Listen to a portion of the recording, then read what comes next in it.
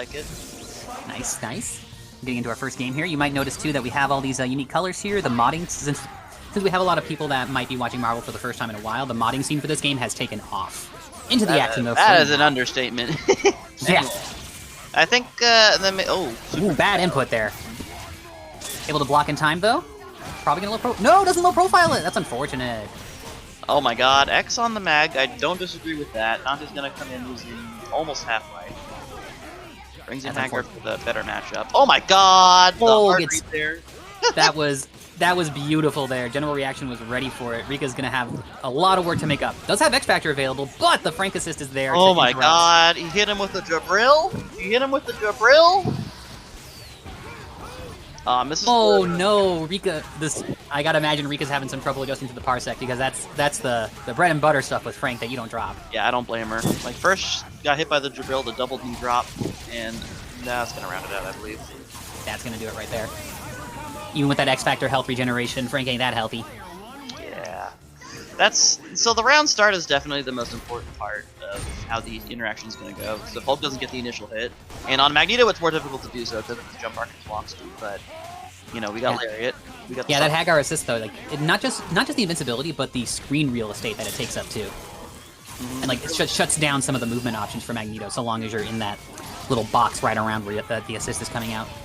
Yeah, it's the second Rika gets away. I think it's that works. All right, what are we gonna do with the Dante here?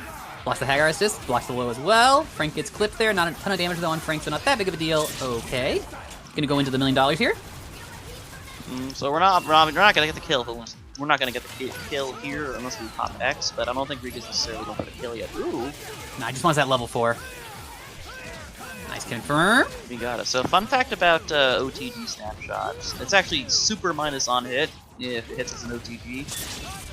If you use neutral tech, you're able to snap punish it once you recover. But, you know, that's a knowledge check that not a lot of people know about because not a lot of people play Frank in the first place.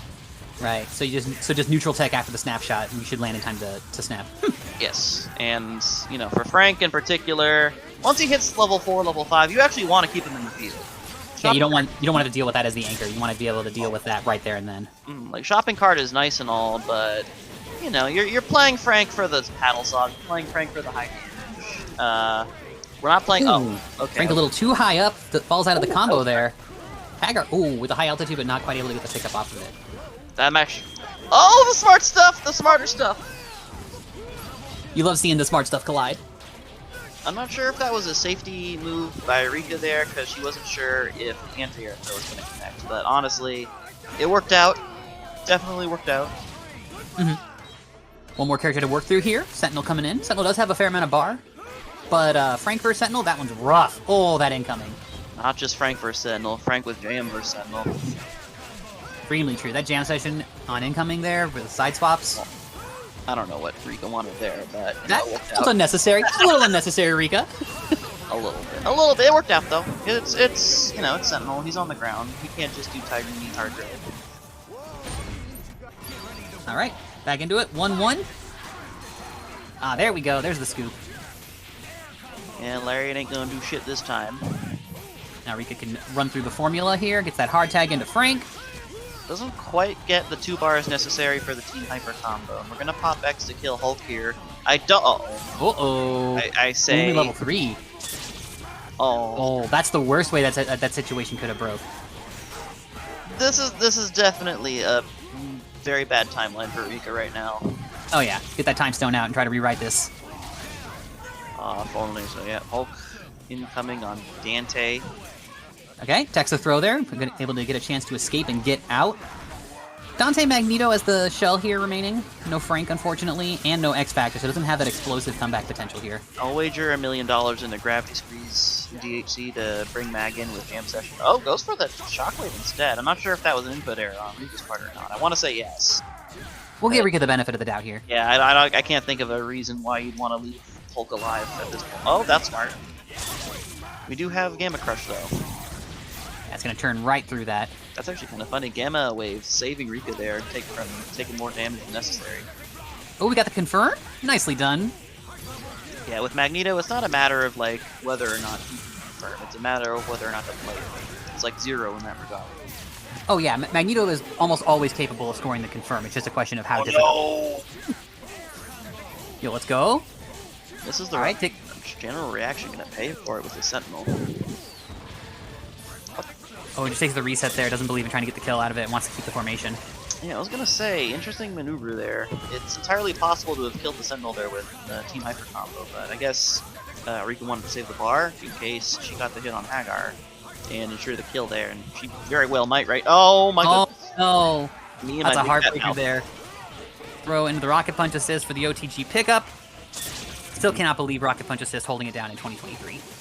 Yeah, it's crazy. Oh no, the greed! You're just gonna go! Have the storm! This is not a character you want to let live. It's Magneto out of there. Dante now has the Magneto beam assist too.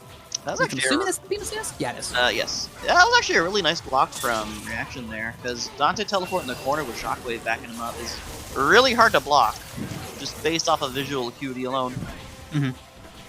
Dante suffers a little bit of damage here. We're actually getting down to the wire on time as well. 15 Marvel seconds left on the clock here. And General Reaction, I think, is going to have the life lead here. Unless Rika can find a way in. So General Reaction, the pressure's on Rika right now. Oh, there it is, though. Never mind. Yeah, that's... Oh my god. Oh, the Heartbreaker. The pressure was on Rika, that's correct. The main thing with Reaction's health lead is that every time he calls Lariat Assist, that's a little bit less of a life lead that, you know, he's keeping to himself. And no, Hagar's gonna lose life right now. He might actually... Wait a minute. Oh my god. Chip gonna matter? Yo!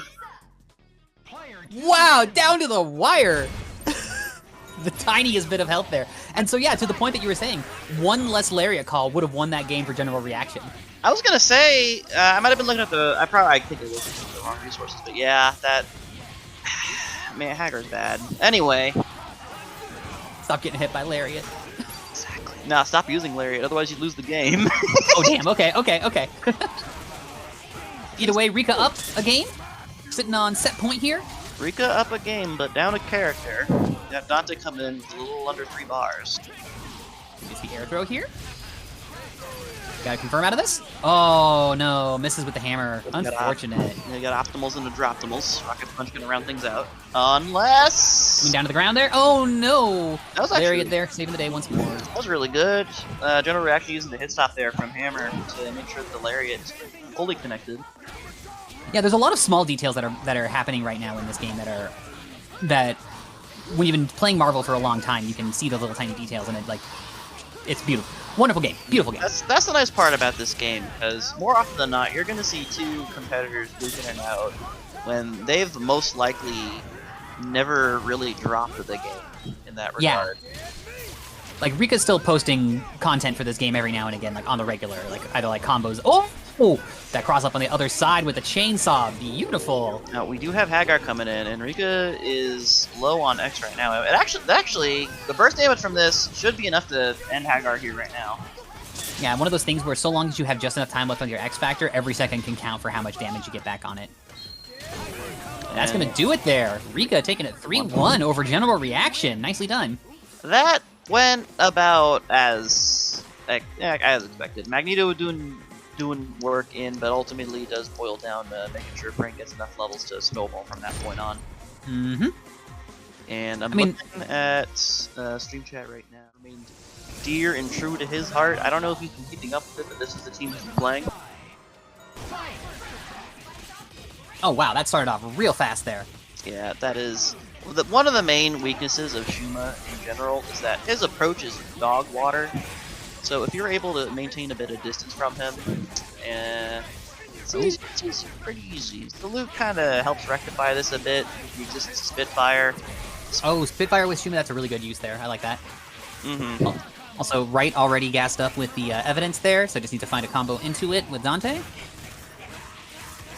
Yeah. If Dante survives. No. I didn't think so. Corner damage is... I'm not gonna...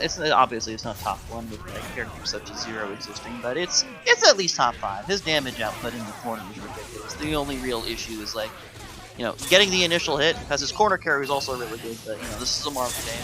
He doesn't have a good corner carry. And DHCing in Virgil, salute popping X to save Shuma. I want to Phoenix comes back in. Gonna die here from Dormammu, though. It's a mixed blessing.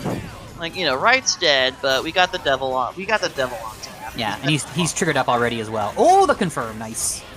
See, that is one of Salute's famous incomings. Dark Hole in the air plus Spitfire. Locks out aerial. Oh my god.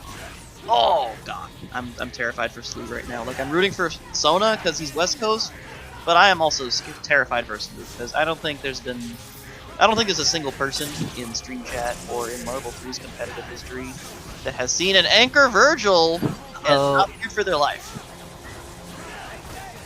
Oh, so close. Like, so many times just getting the touch, but not quite able to score the confirm there. Salute did a really good job of... one of the ways you can try to handle your X Factor opponents is trying to get in positions where it makes their confirms really awkward. And Salute did a really good job of taking advantage of that and denying the conversions there for Sona Lynn.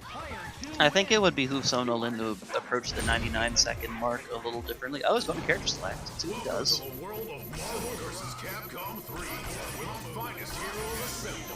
Oh, Crystal? Excuses? Excuses? Is he around? What? Someone call excuses. Also, something you pointed out about the Dark Hole usage there, too. That's really nice there, too, just because it locks down the movement and you can't get the escapes, get an air movement or whatever else they have to hold it. Oh my Locks god. down the position as well. That is some character mastery right there. Salute hitting the anti-air with crouch medium to not only low profile, but just straight up beat Hulk jump S. Oh, drops the combo though, but you know, we're not getting too beaten up for it. Oh my god. Oh, that's gonna hurt. I think Salute wanted to go for a backdash there, but timing on it wasn't quite there. Oh no, he didn't know about the Shuma body. Oh, that Shuma body, it's like spirals upwards out of a lot of stuff in a really weird way. Very, very unique for the character. It actually renders certain DHC strategies and just straight up confirms more difficult or just straight up impossible. Yeah, like Dormammu's on Salute's team, so not a problem here. But like the purification into Chaotic Flame just does not work on Shuma. It's very funny when Strange does Eleva Shanti on Shuma and he disappears from the game. Oh, Meteor's hits on Hulk here. Oh, and with the... Oh, we almost saw the pickup with the Mystic Array. That would have been sick. It was very close, though. Anyway, this matchup seems particularly woeful for Sona right now, especially playing a Hulk with zero, like, beam or projectile assist helping him. Right, because this is Crystal, not Jam Session. We saw Crystal and Rocket Punch in our first two games. It's crazy. OTG assists rise up. And there it was again. Didn't quite get to hit that time, but we still got Mystic Ray, one of the forefront neutral assists in the game, attached to a particularly woeful character. And Sona doing his best to rush Dormammu down. Oh no, teleported but got clipped by the volcano. Tough break. The scaling saved him, but forward H teleport did not. We got a pick up here with X Factor. Yes, we do. Might be just shy of damage here. Yeah. Tried to tack on the light there to finish it off. Didn't quite work out. This is the same situation we had last time. I think we're going to see the same thing again, where Salute just tries to stay up in the air to deny the confirms. Ooh, tough break there. Got the hit. Alright, keeping it simple, understandable. Get rid of Dormammu. Lots of movement potential there. And falls. Oh no. And yeah, no, this. Okay, we get drops. Riddle teleporting over. Still gotta respect the Hyper Mystic Smash. He's dead. Actually, he's just gone back to chip. Yeah, the chip damage there just sealed the deal. Tough break. That's 2 games up for Salute. Sona Lynn get on the board. Are we gonna see an X here, or he's gonna just take the damage up? We're Xing. I don't. Here's the problem, because Shuma is, you know, he is a problem. I don't think expensive kill. He's the problem. It is a very expensive kill, and even though this is Dormammu, even though this is Hulk with the momentum shift right now, popping X Factor before Dormammu is probably one of the most fatal mistakes you can do in a game if you don't immediately get the hit on him on it. Oh yeah, he will slowly whittle you down if he pops X Factor. Oh, maybe this is what you need. Just built the bar just in time, but didn't go for the Gamma Quake though. I actually like how Sona was using Crystal there. Because once you get if you get the ground throw with Hulk, there's not a lot you can do outside of very specific THC setups. So calling Crystal in case they tech into the corner, or just neutral tech to keep them locked down, and then accounting for the forward tech afterwards. Smart. It's smart. It's smart. Mm-hmm. Covers the real estate. We have another bar here? Yes, we do. Oh my god. Oh! I am shocked that didn't recover in time. Let's go. Oh, that's unfortunate. Oh, that is so unfortunate. I don't want to say this. I mean, this might be cheese. There's no more X Factor available for Virgil. Virgil only has one bar as well. Maxi pad to help with the incoming. And Rocket being one of the few characters who can straight up solo unblockable most of the cast. Very goofy character. Yeah, if the character had a little bit more stability in their routing, you'd probably see him a lot more. Yeah, the main issue with him is that his mid-screen random is kind of bad, and due to the way that his aerial routes work, corner carry is actually not a guarantee. But once you actually get to Virgil chipped out here. Is that dead? Yes, it is. Salute going up. 3-0. And I am gonna go borrow the restroom real quick. If somebody wants to jump on mic while I do the business, you're more than welcome. All right, well there goes Sack Tap taking care of business. Let's take a look at this bracket here and see how things are going. Thanks for hanging out with us here on HAVENGERS. Oh, hey, Right? wait, No, AZ Winster. Okay, I'm sorry. Let's go. Yeah, is it? I'm guessing it's the same as Evil. Someone who used to go by Evil Winster. Yes. Yeah, okay. Guessing it's okay. Cool. I remember the online tag being Evil. I'm sorry, not Magneto. We used to have a very strong Wesker team back in the day. Yeah. I remember this. Played a. Yes. Okay. Cool. I'll leave it to that. We'll get into the action here. All right. I Heart Justice with the classic Phoenix Wright, Captain America, and Doctor Strange. Runs the Ivagamato assist typically. I think that's what we got here. Not sure if we ever see I Heart Justice choose a different assist there. And right now, both of these players showing that they haven't missed a beat. Both of them showing a very strong neutral game here. Not giving up an inch that easily. He's just holding down all this offense here. Yeah, there's the Ivagamato assist. So does the I. All right. That's gonna be a dead cap. Very good offense for Winster there. Saw the walk-up throw coming and was not afraid to push the button to keep I Heart Justice off. Phoenix here does have the evidence ready to go, so this is one touch away from turning into a very awkward situation, or very difficult situation, rather, for Winster. Yeah, Winster here playing this the right way, just denying the opportunity even. Yeah, very strong decision-making from Winster here, and gets the... Oof. One too many Tri-Dash lights there. Yeah. Alright, Doctor Strange here can snipe with a spell and change the dynamic of this match very quickly. Playing a little patient here. I Heart Justice being a patient player too, you kind of see how that can evolve across a set too. So like taking this first game just to get used to seeing how the opponent moves, how the opponent chooses to take their actions. That seems fairly in line with how I Heart Justice approaches the game in general. Oof, I'm not sure if that super X-Factor? was desired there. Spell coming through. Sword shuts it out. Alright, Winster has to be careful because X Factor is available. For I Heart Justice, I mean. Oh, party time! Let's go! Yo, what kind of lawyer is this to just walk up on the Demon Slayer himself? Got another one. All right, that's it. That's the turnaround. That was a true gangster move there. Oh my god. I Heart Justice was ready for it. All right, that's game one going to I Heart Justice.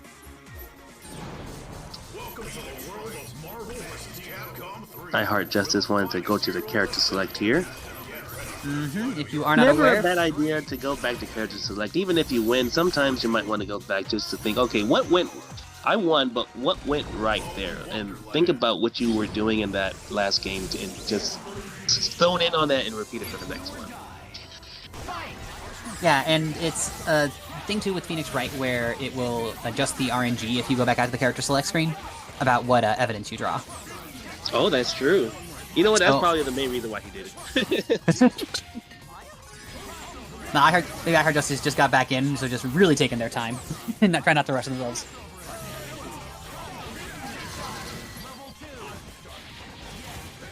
Oh, the okay, pressure. Scores with the Tri-Dashes, okay. Phoenix Wright is a bit of a healthy boy though, so gonna need to spend some bar here to get the kill. Yep, Phoenix Wright sitting at the 1 million health mark. Alright, Cap coming in. Ooh, cross down. Does the cross under there. Scores with a crouching light, however. One crouching light too many. Ooh, nice last second dash under to mix up Winster here. And this is going to be a dead master of magnetism if this DHC. Uh-oh. Yeah, that was checkmate either ways. Yeah, because then Oh, what are you that gonna... was... Oh! The corpse hop with the shield toss to Garrett. Oh, that was so sick to get the pickup like that. I love it. X Factor cancel as well here to get this kill on Virgil. Uh-oh. Drops the combo there. Eye of Agamotto locks it down, though. Okay. Virgil turn to play here. Swords up. Just going to try to lock this down here and run out this X Factor time. Tries to Charging Star through the projectiles. Doesn't quite work out, though. Virgil's going to be able to get the kill here on Captain America. Captain America pretty healthy, though, but that's X Factored up. Whoa, X Factor and a TAC? I got to imagine that was a bad input. Either a bad input or a brain fart there. Maybe was trying to play maybe trying to think too far ahead and getting some meter away from Anchor Strange, but now this Captain America has a second chance at life. I mean, Anchor Strange, yeah. Full advantage of that second chance. I mean, it would have been Anchor Strange, yeah, but no X Factor available, and like, it's not. Strange is way less scary without X Factor. This is, oh wow, gonna be bone dry on bar once this Swords is up here. Oh, the classic, dude. What if I just DP'd at the end of my string? Fighting games, let's go. Yo, we got the off-screen glyph place too. Tags with the spell, that's gonna do it. Game 2 going to I Heart Justice. Good stuff there. Good stuff. Taking advantage of that second chance Winster gave with that drop TAC combo there. Winster still, though, even though the score is 2-0, Winster is still looking pretty strong here. Just a few questionable decisions that's giving Justice a turnaround here. Yeah, that's one of the things with Virgil specifically too, I think, is your resource management becomes critical. Like, yes, you can blow people up with X Factor, or you know, do a lot of damage quickly with a lot of bar, but like, you need to make sure that you're not wasting your resources and then suddenly you're resource starved and you can't do anything else. And there's like, I want to see like one less light in Winster's confirms with Magneto.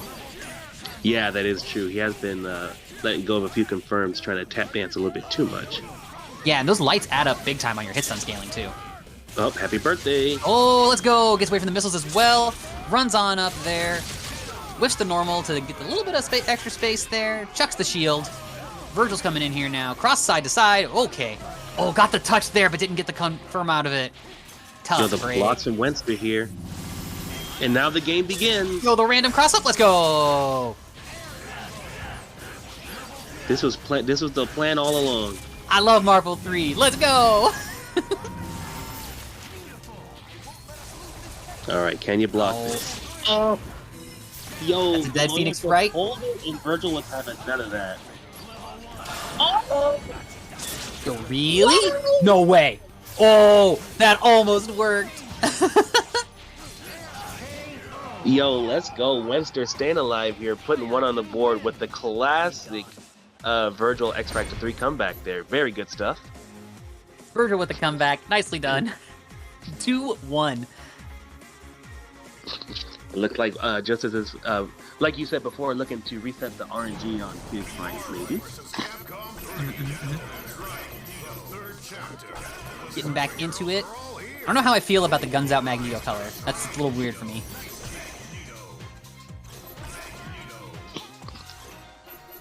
Yo, does Magneto have like 3 different costumes?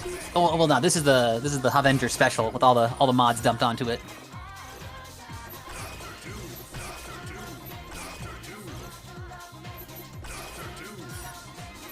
All right, AZ Winster choosing the best fashion choices to go into this 4th game here. I'm weirded out by the guns out Magneto. Dude's like 60 years old.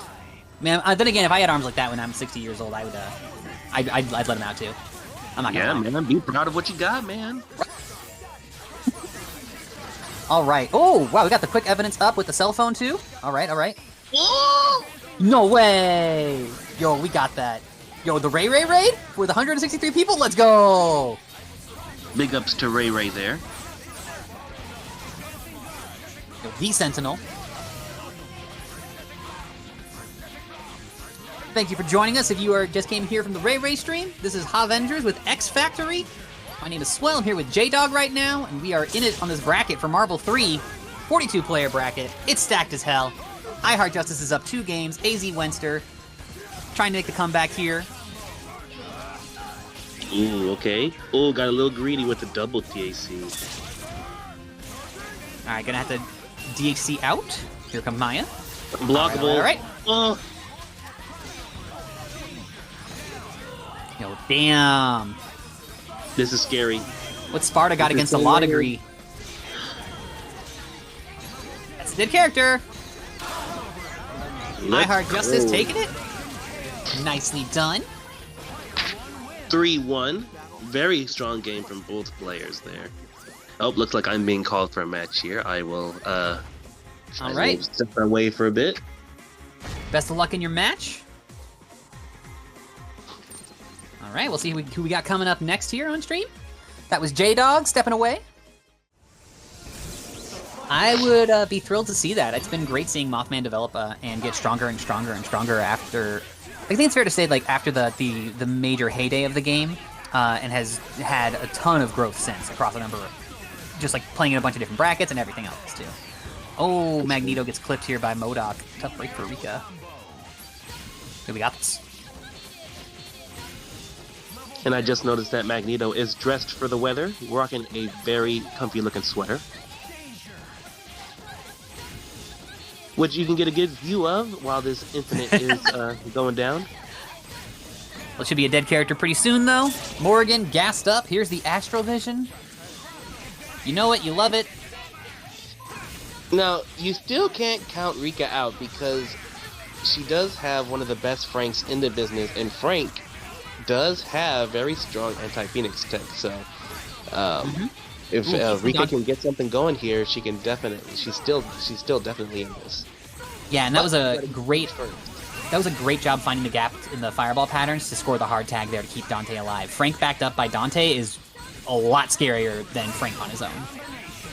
And you can see Rika trying to snipe out the assist calls, but Mothman doing a good job of making sure there's a fireball there to meet her. All right, $1 million there, able to score an opening. Oh, this is what Rika needs. Oh, no, got the assist. Morgan fell out. Oh, the heartbreaker. I could have sworn that was Morgan in that combo. Oh, my heart breaks for Rika. This is that's one of those moments where it's like the Marvel gods are just against you right now. Because that should have been Mothman's Morgan there. Like, this game more than any others, you just got to be like, all right, it's the fates decided. He's out of my hands.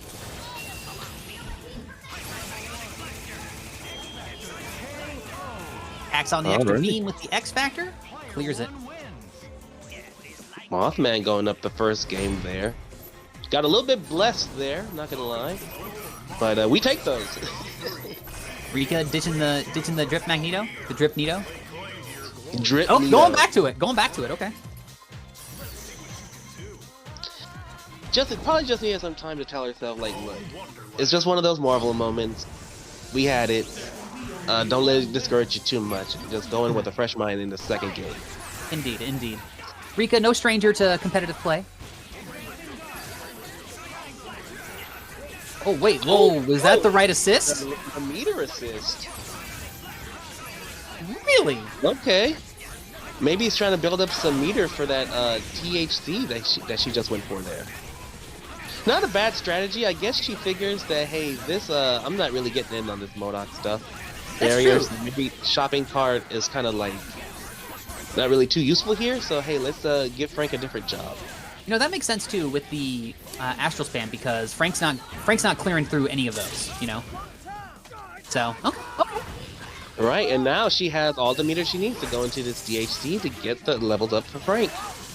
All right, sure. You know what? Big brain Rika, let's go. Yeah, let's go. We don't see that assist ever. I'm gonna say ever. So let's This go. might be. I think this is the first time I've seen this assist used in an actual competitive play. Right. This is 2023 Marvel, baby. 2023 Marvel. We got OTG assists and Frank pick me up. Let's do it. Oh, the next! Yo, get next. Okay, here comes the bird. Oh! Okay, gets the ground bounce there, but was up a little bit too high. Oh my god, we got these? No, the setup wasn't right for it. Oh, breaker. That might be it, just off of that, man. Yeah, that's. Oh, okay, Magneto's coming in here, but this is real hard for anybody. Okay. No, tries to go for the snipe there. Mothman's not falling for it though.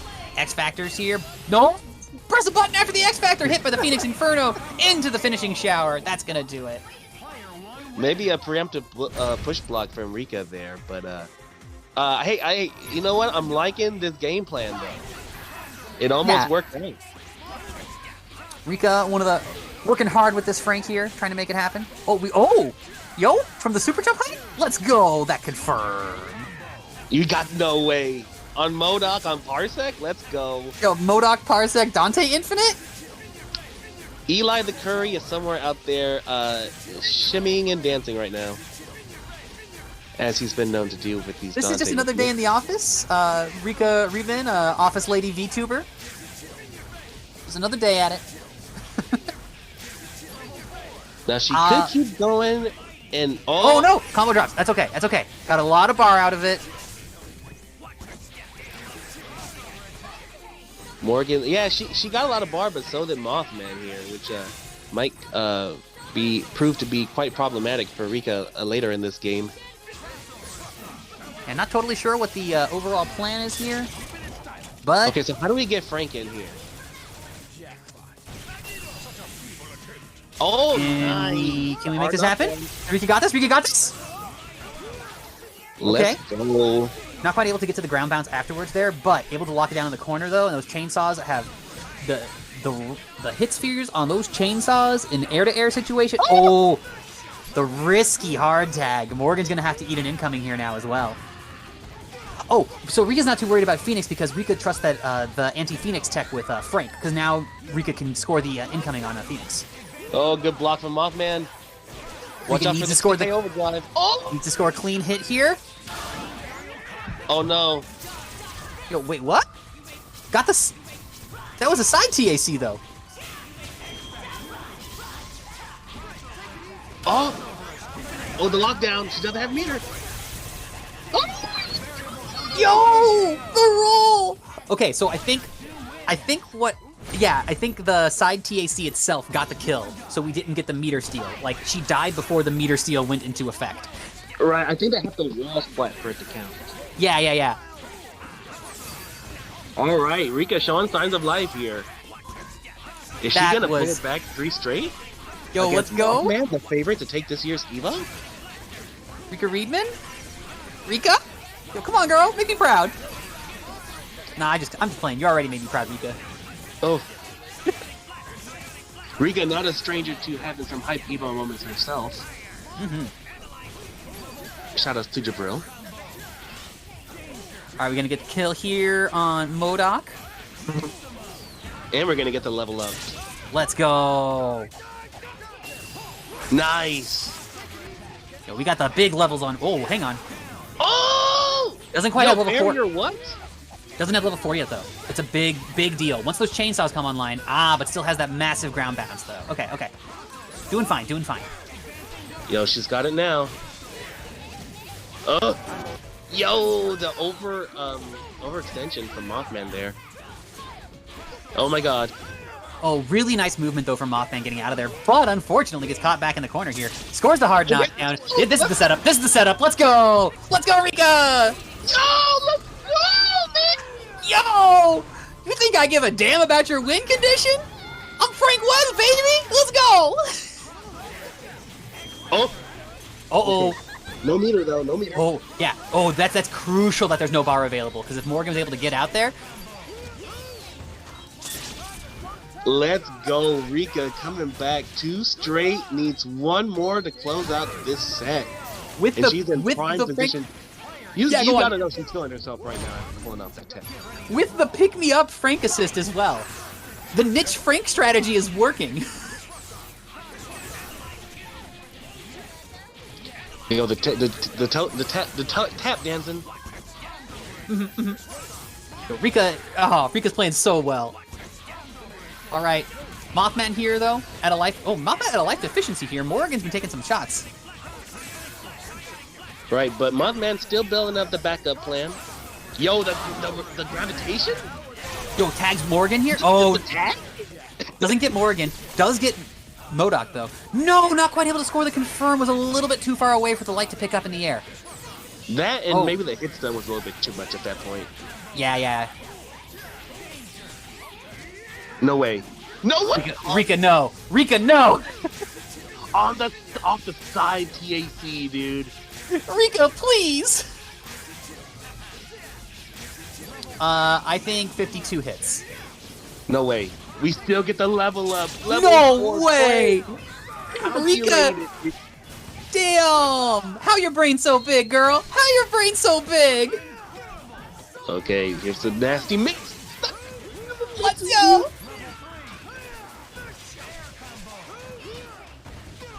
Oh, Rika! Yo, okay. Alright, Phoenix comes in here. Frank has X Factor and Frank has Bar. So, Mothman has to find a way to get out of this incoming mix-up here, otherwise this is over. Dark Phoenix... Oh, okay. Dark Phoenix get a good chance to play. Okay, You gotta kill Frank, Mothman. You gotta kill Frank. No! Doesn't pop the X Factor? Holds on to it? huh? Okay. Wow.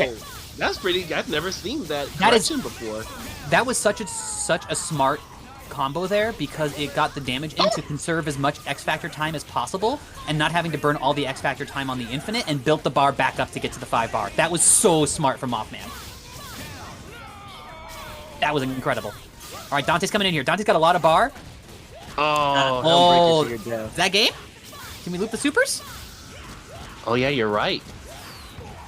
Let's see it. Oh No. no. Setup. Oh, that whole. Standing overhead? No, not like that. Not like that. Oh, after such immaculate play from Rika Reedman to get that far, just the standing overhead from Phoenix. Mothman was keeping that in his back pocket and busted it out at the perfect moment. Mothman clinching it out against Rika's almost comeback there, 3-2. What a fantastic set. What do you think of that set, Swell? Sonya Lynn going with the Doom May Cry. Pretty strong Doom team. May Cry. Okay. Point Doom. What is the logic here, J-Dog? With the Point Doom. It seems like that's tough as far as getting in and neutral. Yeah, you're right. We're gonna have to see Sonya Lynn show us because Magneto with the speed can be definitely a hard time for Doom to catch with his more clunkier movement. Yeah, like I've seen Point Doom. Oh, God, I forget I'm blank on the player name. Played Doom, Storm, Sentinel, and I've seen that as Point Doom. But I haven't seen Point Doom with Doom Dante Virgil though. I've seen Virgil Doom Dante. Yeah. I'm trying to think of that player's name. That team sounds familiar, and I think I've seen some videos. Deus Ex. Deus Ex. Someone shouted it out in chat. Dude, baby, Deus Ex will make an appearance at EVO. Let's bring all the OGs. But right now, Escalante just showing some dominance here. Sonya Lynn tried to switch it up with the Point Dante, but Escalante put a quick, big old stop sign to that. Snaps out, brings in Virgil. Oh, just gets down underneath there and does the S underneath the toes. The Everyone going hitbox for the in that TAC in Magneto this. is so large in the vertical space. All right, we got some Morgan shenanigans going on here. While this is going on, hey, if you're enjoying this action here, please consider supporting the player tonight by typing !Matcherino for details on how you can help these players get paid tonight. You can also do !Donate if you want to try to help out with helping this stream run. We have to make our own netcode with this game, so people are doing a lot of work here, and a lot of cash goes into it. So please contribute if you can. A lot of cash and a lot of sweat blood and sweat, because this tournament is pretty stacked and it takes a lot of work to run this 42-person bracket. Yeah, this is the 42 people here on remote servers that people are connecting into. It's really sick to see the community this dedicated to it. Escalante taking game 1. Very, very strong showing from Escalante. Gonna try to point Dante. Sonya Lynn's gonna try to point Dante to start now. So maybe that's the strat. Just try a different character on point for each match until one works. Takes the snap here. With Evo on the horizon, I know this is a tournament setting, but hey, when you're preparing for the big stage, it doesn't hurt to try out different theories that you might be thinking of and trying out different teams and strategies. Exactly, yeah. I mean, there's a couple more digits on that Evo prize pool for this game than there is. No disrespect to the Matcherino and X Factory, of course, but that Evo prize pool, whew, nothing to sneeze at. That is looking mighty juicy, that Evo prize pool. Yo, gets the snag with the gravity squeeze here. Should be just enough damage to kill Doom. Oh! Not quite. We're gonna see the hard tag out. Nope, just eats the chip and dies. Again, that vertical space that Magneto launcher covers. Okay, both Sparta Brothers, double triggered up here. Vortex, no confirm off of it though. Dancing through the air. Catches Doom with the JS and doesn't get anything else out of it though. Really? I don't know about that. I feel like that's gotta have been a mistaken input there. Tough break, unfortunate. Honestly, I feel like maybe Sonya Lynn was hoping for random snipes there. Sonya Lynn's getting pretty lamed out as far as the movement goes. Maybe was just banking on something there. Mm-hmm.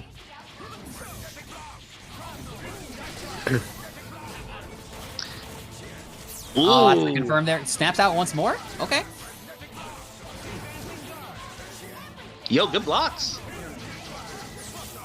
And Virgil with X Factor is still a factor here, so Escalante not out of the woods yet.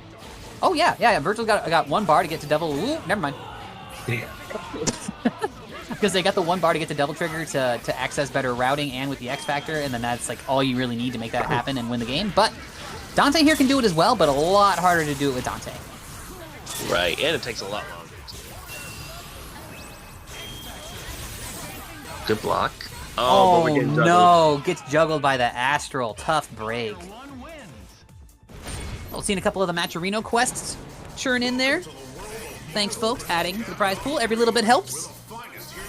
Yeah, shoutouts to all the wonderful viewers here helping tonight's Matcherino get up to a tasty, juicy $90 here. Thank y'all so much for supporting these players tonight. We can get to triple digits. I believe in this. I believe in the stream. All right, now we're going to Lawyer May Cry. What does that mug say then? Godot. What is that? That's Godot is the name of the guy with the. That's where that costume is from. One of the lawyers is called Godot, and he has a coffee mug and like the weird toaster oven thing on his face. Another example of the modding community at its finest right now. Oh yeah, the modding community adds so much flavor to this game. Not just with the palette tournaments, but just like with the fun costumes and everything, different stages, music, audio, all sorts of stuff. Yo, I always love seeing those very graceful looking confirms that Escalante does. Oh yeah. Like there are these players that make Magneto look like he's flowing like water almost. Mm-hmm. Exactly. That's a very good analogy. See, like that's another good example. Drop the combo though, but that's 60 MS though. Yeah. Them parsec drops. They happen. Ooh, yeah. Better than native netcode. Alright, do we believe in the X Factor in the Dark Lawyer? The Dark Lawyer? Does the Dark Lawyer have evidence? No, he does not. Oh, missile's coming down though. Missile's gonna interrupt it there. He has a watch and a flower vase. Okay. All you need to make a comeback if you ask me. Got the evidence now. We got a shot. Just too tough here. Escalante shutting it down with a clean 3-0. But good stuff to Sonya Lynn though. A couple of some those Lynn. matches definitely drew it out to the distance, ran the clock down. Mm-hmm, And really, we got to take the small victories, man. Like, hey, you know, at least I didn't get perfected. At least it wasn't free, because you saw a couple of those games win.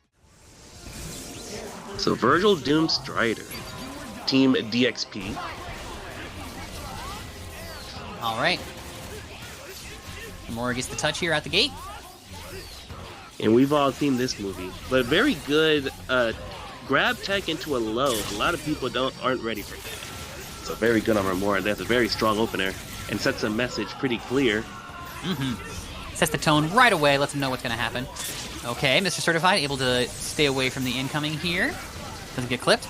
Oh, tag 0 snaps him out. All right, trying to find a way in here. All right, Virgil holding you down. Mr. Certified putting on the Gucci belt. Oh wait, no, I'm sorry, that was Remora. Whoops. Nah, it's okay. Oh, so Genmu making that confirm work, even though the missile kind of made it a little bit awkward in the air. But Remora, not shook, unfazed, seals the deal. Oh, that was disgusting. Oh, the dead character here. Goodbye to Strider, hear you.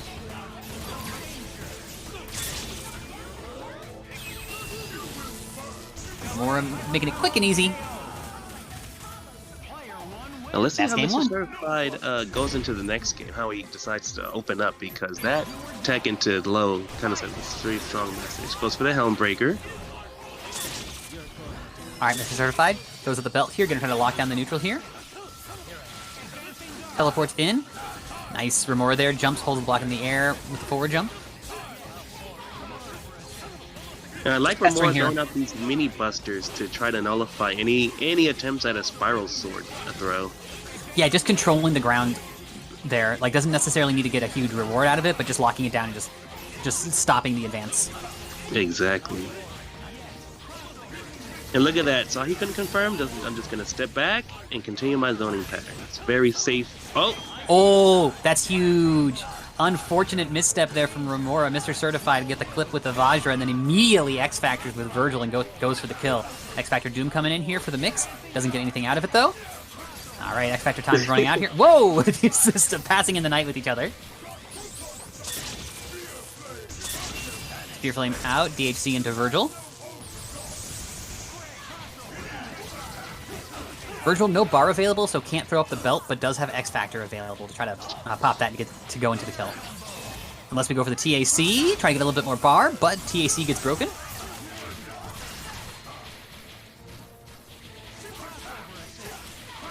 Oh! Clip the Vajra? That was so sick! The JM clipped the Vajra coming down there, and then even tacked on a little bit extra damage. The awareness from Remora, that was beautiful.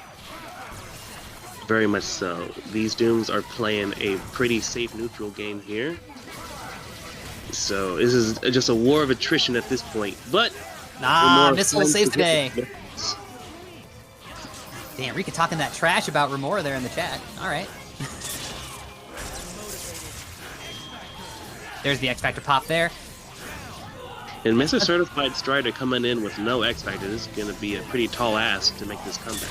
Does have 3 bar available, so can go for the orbs, but needs to wait until the swords are over. But that's going to be a dead character before that happens. And why not? The Doom's tag for why not? Game 2. I think that should be 2 up for Remora, I believe. Yeah, that is correct. I think. Yeah, that's 2 games for Remora. There we go. Oh, okay. Gets the clip there. Takes the time with the sword. Oh, I like... You know, the confirm didn't work out, but I really like the deliberation there of waiting out the missiles. Yes. That was very, very smart from Mr. Certified. Oh, barely out of range there for Zero to pick up. No bar available for Mr. Certified here.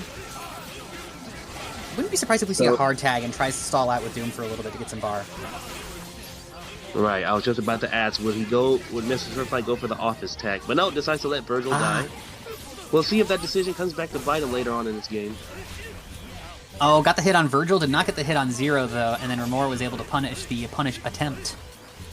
Alright, that's so unfortunate, man. You see the hit stop on the screen happen and you think you got the point, but nope. The point is still free and waiting to punish that overreach. Yeah, especially with Doom too. When you see that the hit of that foot dive, you're just like, nice, my game is made. Okay, Strider coming in here. Strider Doom does have X Factor available still. Strider neutral ain't bad certainly, and has X Factor, so it can try to get some damage out.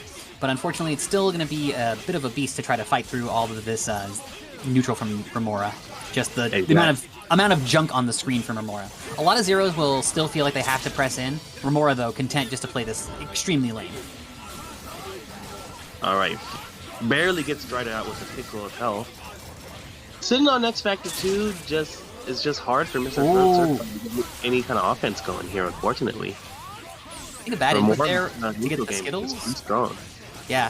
Think a bad input there with the Skittles, but Missiles was there to protect. So that might have even been a preemptive zoning attempt there, trying to snipe a... Oh!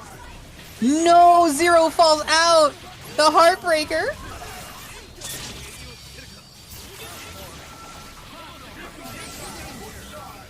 Oh my god. Can't find anything with the foot dive there. And X Factor is slowly dwindling down, and so are Mr. Certified's chances of making this comeback. Both characters are on life support here. Scores the confirm there with the X Factor cancel. Now Doom coming in here. The chip damage will be enough to seal the deal on Doom here. This is a done deal. Tough break. GG's. Very well played by Remora there. Yeah, like I feel really, Remora, well played there, advancing through the bracket. Mr. Certified sent to the lower half of the bracket. I feel like Mr. Certified had a lot of nice moments there, but just like couldn't quite make the pickups happen, and just had a couple of crucial misplays there. And when you're going about these two players' record particularly, but I do know I Heart Justice had one of those montage moments against F-Champ at an absolute battle. Definitely well known for handling the best of the Phoenixes out there. But Quack is not F-Champ, so we'll see what I Heart Justice brings to this match here. Evidence up, got the cell phone as well, uses the cell phone to get the hard tag. Cell phone has definitely may become a pretty big factor later in this set. Some would say that's the best piece of evidence that Phoenix Wright could possibly get. Yo, cell phone with X Factor 2 for chip damage, it's ludicrous. Alright, but Quack kind of playing a bit of a lame game here. Well, not really lame, but using his spots of approach very carefully. Yeah, because at this point, any hit can lead into Phoenix Wright coming online. So that's not just losing one character, that's losing the game potentially. So Quack has to be extremely deliberate about how they're going to try to get in here and score their hits to try to keep this clean. Ooh! That was... Oof. I held my breath there because I had no idea how that interaction sequence was going to break down. Right. Backing away. Ooh! Taps on Doctor Strange's head there, gets Eye of Agamotto off the screen. Yeah, not quite scored the confirm. Nice, those flight those pushed to the corner here. Oh my god, here we cancels go. There. Oh, this is it? Is this it? Oh, nice answer! X Factor cancel into the level 3? Does not want to see this lawyer come into play. And I don't blame him. They're trying to chip out here. That was really smart. It didn't quite pay off for the investment, but it got out of the situation and it kept Phoenix Wright from coming online. That was so good. But in making sure Phoenix Wright doesn't come online for right now, we kind of leave our girl in the back a little bit starved for resources if the end game is a factor. Yeah, because it didn't know that's 3 bar and that's no X Factor. That's double trouble. And iHeart Justice is still sitting on his full team, so was it worth it? That may be something that Quack may have to consider going into the next match. Win or lose. Yeah, if that would have killed, that would have done it, but if that would have killed, that would have definitely been worth it. But unfortunately... Nice grab. There's the scoop, while the X Factor is up as well, so going to be able to run out all this X Factor time. No! Wrong! Heartbreaker drop! Alright, time's becoming a factor here. Quack sitting full screen. I don't know if he has the time is on his side. Quack has more health here. Order in the court? Yeah. If Doctor Strange is allowed to... Oh! Oh! No! Oh, Quack's brain was too big for his shoulders. Oh! I'm not... want to be clear, I'm not laughing at Quack. It's just Right. Sometimes- No, yeah, I agree, man. It's one of those The great- spoof moments. yeah. The thing about fighting games is that fighting games can be horror games, they can be comedy games, they can be all sorts of stuff. Yo, that is the perfect. That is so true, dude. That's what makes fighting games so beautiful. I know, right? Oh, okay. Into the action here. I Heart Justice going up a game after a very long battle of attrition there. Ooh, backs off there. Yep, Phoenix has the evidence now, has the cell phone as well as one of the pieces of evidence. Oh, you gotta kill this character. You gotta. All right. Nice. The This hard second tag? game looking a lot more in Quack's favor here. Getting a lot more cleaner hits here. Dead character already. Gets rid of Phoenix right with the evidence. A lot easier to handle Doctor Strange and Captain America.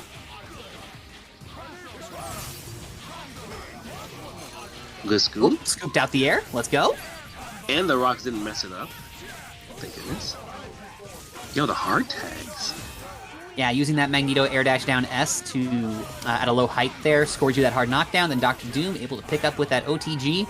That principle worked with a lot of characters. Magneto and Doom just have an extremely easy time with it. Oh no, goes for the tick, but I Heart Justice was ready with mashing the impact palm.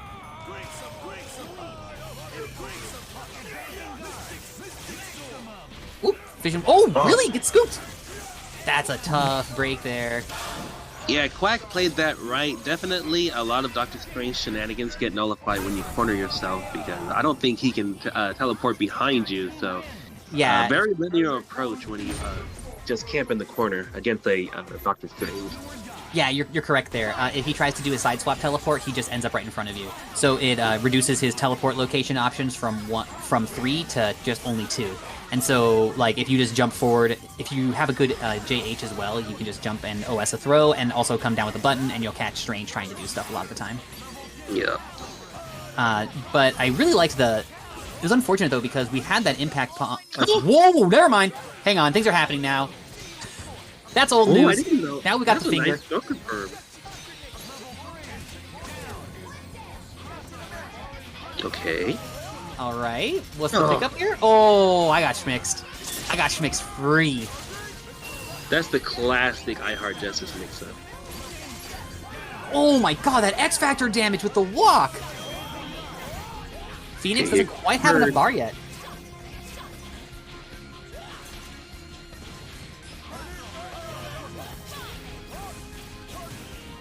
Oh, Nice. I Heart Justice just trying to run out the clock on the X Factor before trying to engage more. Are we taking the kill? that looks like the plan. Uh-oh. Phoenix too high for Maya to be a factor. Oh! Oh! Yo, let's go. Yo, how did Cap get launched like that? Definitely, Quack was trying to fight his way out of that somehow, but just the finger, dude. That blue glowing finger is just too strong. I thought you were calling Phoenix Wright the finger dude. No longer Ace Attorney, it's the Phoenix it's the finger dude. All right. Getting back into it once more, keeping the same team formations.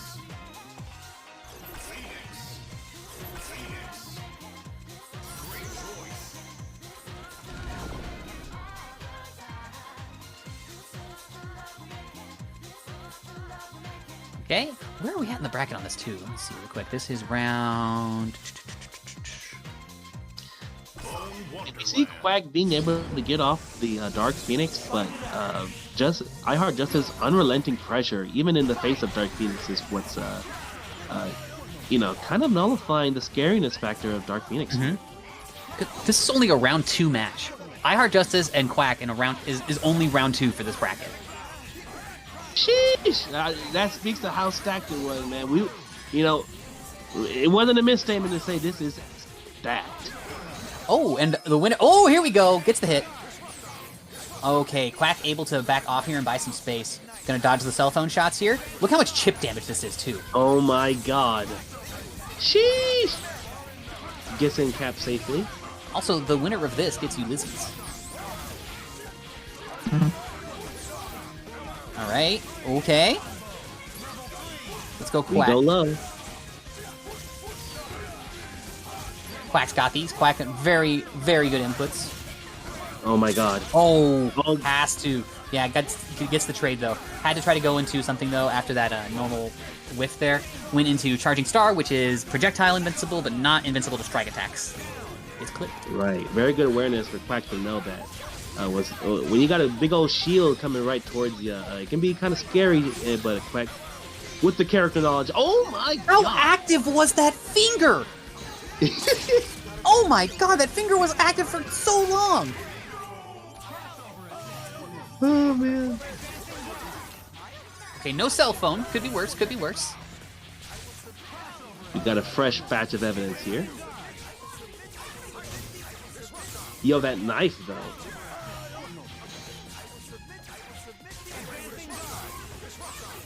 Alright.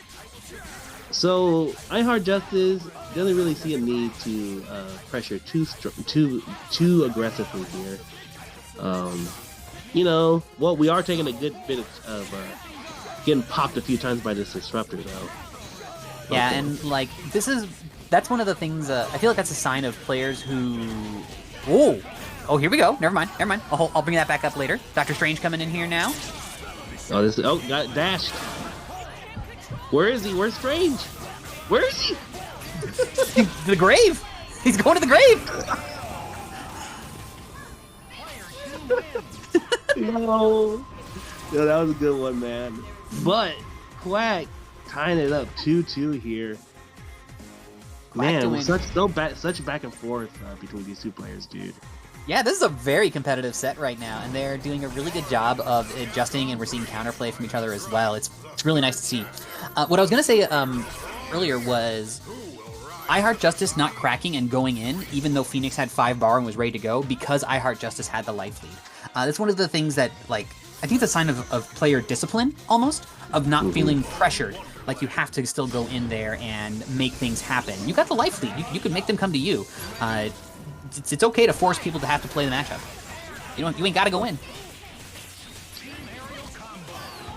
Uh-oh. Whoa. What is this? What is this? Well, you know, Quack is another one of those players that's not afraid to play Phoenix on point, but safely gets her out. Yeah. Phoenix is one of... If her health wasn't what it was, she would be a beastly point character. Yo, the slide. Not afraid of that shield coming back. Nearly had the space and the time to get the punish on Cap here. That was a really good spacing there from Quack. Very nice heads-up play. Oh, but Captain America lives. Gonna be able to get safe Here comes DHC out. Phoenix, right. Phoenix Inferno with the invincibility. Very nice there. Oh my god. Set out some traps, please. Oh, knocks it on the assist there. Phoenix is not at 5 bars yet. This is scary. Oh, that's a dead character. Yo. Oh, the bird got tapped. Tough break. Whoa. I don't even know, dude. Don't ask me because I don't know what happened there. That looked like a Melty Blood Akko mix-up. Oh. Dark Magneto, though. Oh. Oh, Dark Magneto? So you think Cap cares? Oh, thank you. Thank you Let's for the go. audience, dude. I Heart Justice giving the people what they want, putting Magneto on trial. Good shit, too. I Heart Justice. I Heart Justice taking it 3-2 over Quack in a very competitive set. That was an excellent set from both players. Super sick to see. Both of those players there going... Oh, that was great. That was great. I'm getting all flustered here. Yo, we cracked 300 it players? was that great. It's like, there's no words. Yeah, like I was saying, it's like we can all feel it in the air. The Marvel, well, shouting out. They got a palette swap tournament tomorrow on Thursday night. It looks like we are getting into the action here. Monk Shadows on the Zero Doom Dante. Monkey Senpai on Nova Strange Strider. Oh, wait, no. That should be swapped there, I think. There we go. Yeah, Nova... So, Strange Strider is, not because Strange doesn't have as many OTGs as say Dr. Doom and stuff like that, you might not think of it as being a really strong pairing at first, but if you play them in a particular way, it can be a really, really strong pairing. Either way, though, Monkey Senpai doing work with Zero right now. None of that might matter. None of that might matter whatsoever. Lightning Leap going on right now. Oh! Drops it, tries to go for something, tries to either adjust into a reset, but combo drop. Hard tag Strange in. Wow, gets away with a hard tag. Blocks the overhead, doesn't get the confirm though. Among Shadows here, living large. Bolt's coming through. And Strider, low health, low damage, but Strider's neutral, pretty dang good. Whoa, okay. Went for the Team Hyper, then immediately X-Factor canceled and tried to follow it up for some offense here. Nice. Clips the Zero, Among Shadows, okay. Trying to find a way in here. Yo, that was sick. The backwards dashing there to stay ahead of the 6H foot dive. Yo. Blocks the finger lasers, gets to the other side. Monkey Senpai, though, with the block. Yo, nice. The side correction there with the Excalibur. Beautiful.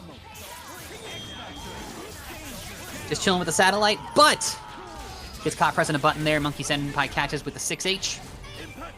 Steer cuts through. Strange living on a prayer here.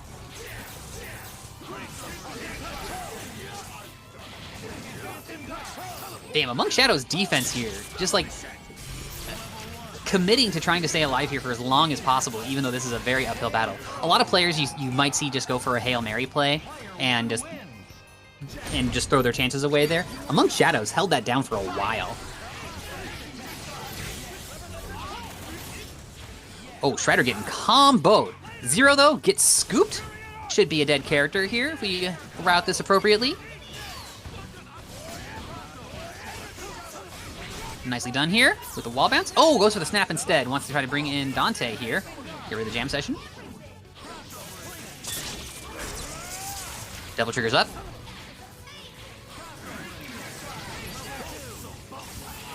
Playing neutral here with Dante and hidden missiles. Not super damaging, but hard to get in on. Yo, the vortex. Fireworks manages to catch on the other side there, goes into the $1 million. Not quite gonna kill with the finger lasers add-on. This will probably do the job. Oh, Among Shadows surviving with just a sliver of health. Doesn't quite have enough bar either to get the DHC, but not gonna need it. Gets the clip on Doom. Dead character? Dead character. Hard tag into Strider. Loses some health, but that's okay. Oh, the Bird Bomb saves the day! Nice. Good blocks there from Monkey Senpai. OTG pickup there into the X Factor for the confirm. Nice. Oh no, combo drops there from the Bird Bomb. Bolt saves the day there. Orbs up. So a pretty good answer to the X Factor from Zero as well.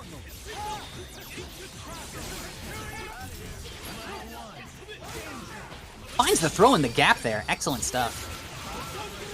Hard tag out to Strange. X Factor time still had a little bit of X Factor time. Tacked on a lot of damage onto Dr. Strange here. Probably gonna have enough damage. Oh no! Will we have enough damage here to kill Strange? No, barely not. I think that might have been doable there, but didn't quite work out. Daggers into spell, hopes to find something, doesn't catch anything out of it though. Loses the character. Damn. It's gonna be real hard for Nova. Nova's got no bar. No neutral assist. Gets sniped by the lightning. Damn.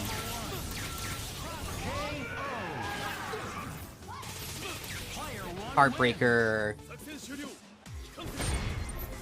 Among Shadows going right back into it. Monkey Senpai 2 games up.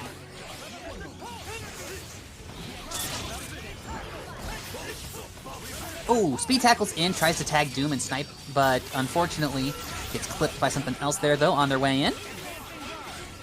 Blocking the Segen move, getting up and above things here. Missiles protecting the floor.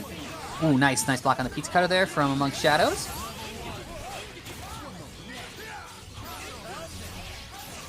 Oh, nice! The hit on Strider there, and then the horizontal lightning as well to follow up on Strider. That was excellent from Monkey Senpai. Tries to snap to find a gap in the pressure there. Able to get... Oh, that was That was beautiful. The air dash back down after the Strider hit there with Vajra to get the combo off of the 6H from the hard knockdown.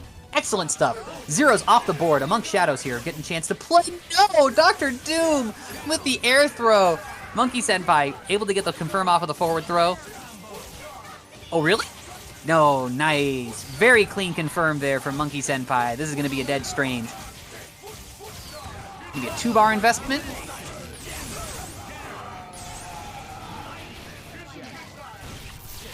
Sets up the incoming as well with the missiles. This is X Factor 3 Strider, though. Oh, no. Tries to go for the big brain and go for the snap before the finger lasers would hit since the snap starts up so fast. But unfortunately, the finger lasers still hit. And Monkey Senpai takes it 3-0 over Amongst Shadows. Amongst Shadows had some really smart stuff in there, but Monkey Senpai with the Zero, Doom, Dante. Too strong. Too strong. Tough break. Tough break. And, you know, it makes me really, really happy.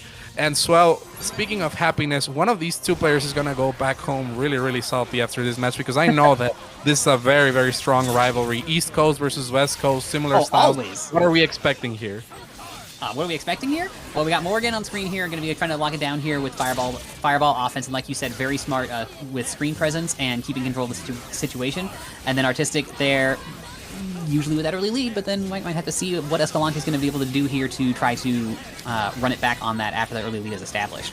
It's also, sorry, when you were talking about playing for Burger King coupons, it reminded me over on the East Coast, we used to do Cookout Classics in North Carolina playing Marvel. Do a first to 5 loser buys Cookout trays for folks. Any folks who've been to Cookout know what I'm talking about with the Cookout trays.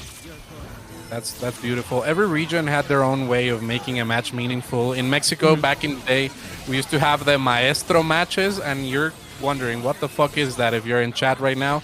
Basically, you challenged the other person if you thought that you were better than them, and the terms of the match were, if you lose, you have to call them your master forever.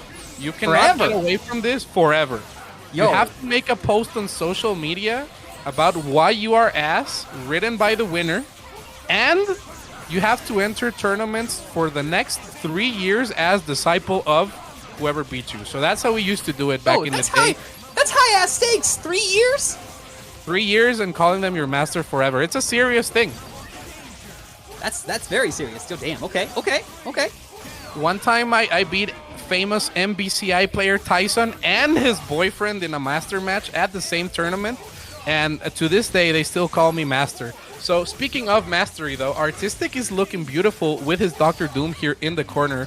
And a really important thing to note about Artistic is that many people discount him as a Virgil player or an Anchor Strider player, but Artistic says that his strongest character is Dr. Doom. And in fact, he likes to tag him in just to force out the resources from his opponents. And speaking of resources spent, there are the feet given. Swell, Artistic might be in danger. Yeah, Artistic's looking a little dicey here. Gonna try to snipe out Strider here to get rid of the Vajra assist and enable Doom for Escalante here to be able to run away and also gets rid of some of that explosive comeback factor here. Virgil coming in, and Virgil does have Devil Trigger, so Virgil might have a chance here to get some air movement. Oh, just like that. There's the double jump. Picks up here into the Dark Angel. Who's the master now? Dion. Definitely sent him to write that Facebook post on the raw tag. Artistic got a little bit too spicy, but Escalante had already let go of the controller. Tried to get a little bit too cute. And you know, sometimes it's not needed. Like, you know, when you tell your girlfriend, hey babe, we're going to Popeyes, and she puts on makeup, and then she just looks out of place because she's just so beautiful. I gotta disagree with you here. I throw on makeup so that I can go out to the grocery store. I ain't got reasons to dress up. I work from home. I gotta look nice when I go out sometimes. Okay?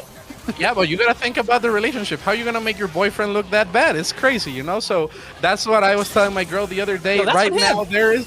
Let's see what happens here. He can dress a little nicer. I'm looking nice when I go out. But it's Popeyes. It's Popeyes. Anyway, I'm about to choke on a biscuit right now after this hit confirmed from Artistic. Let's see what happens here, Swell.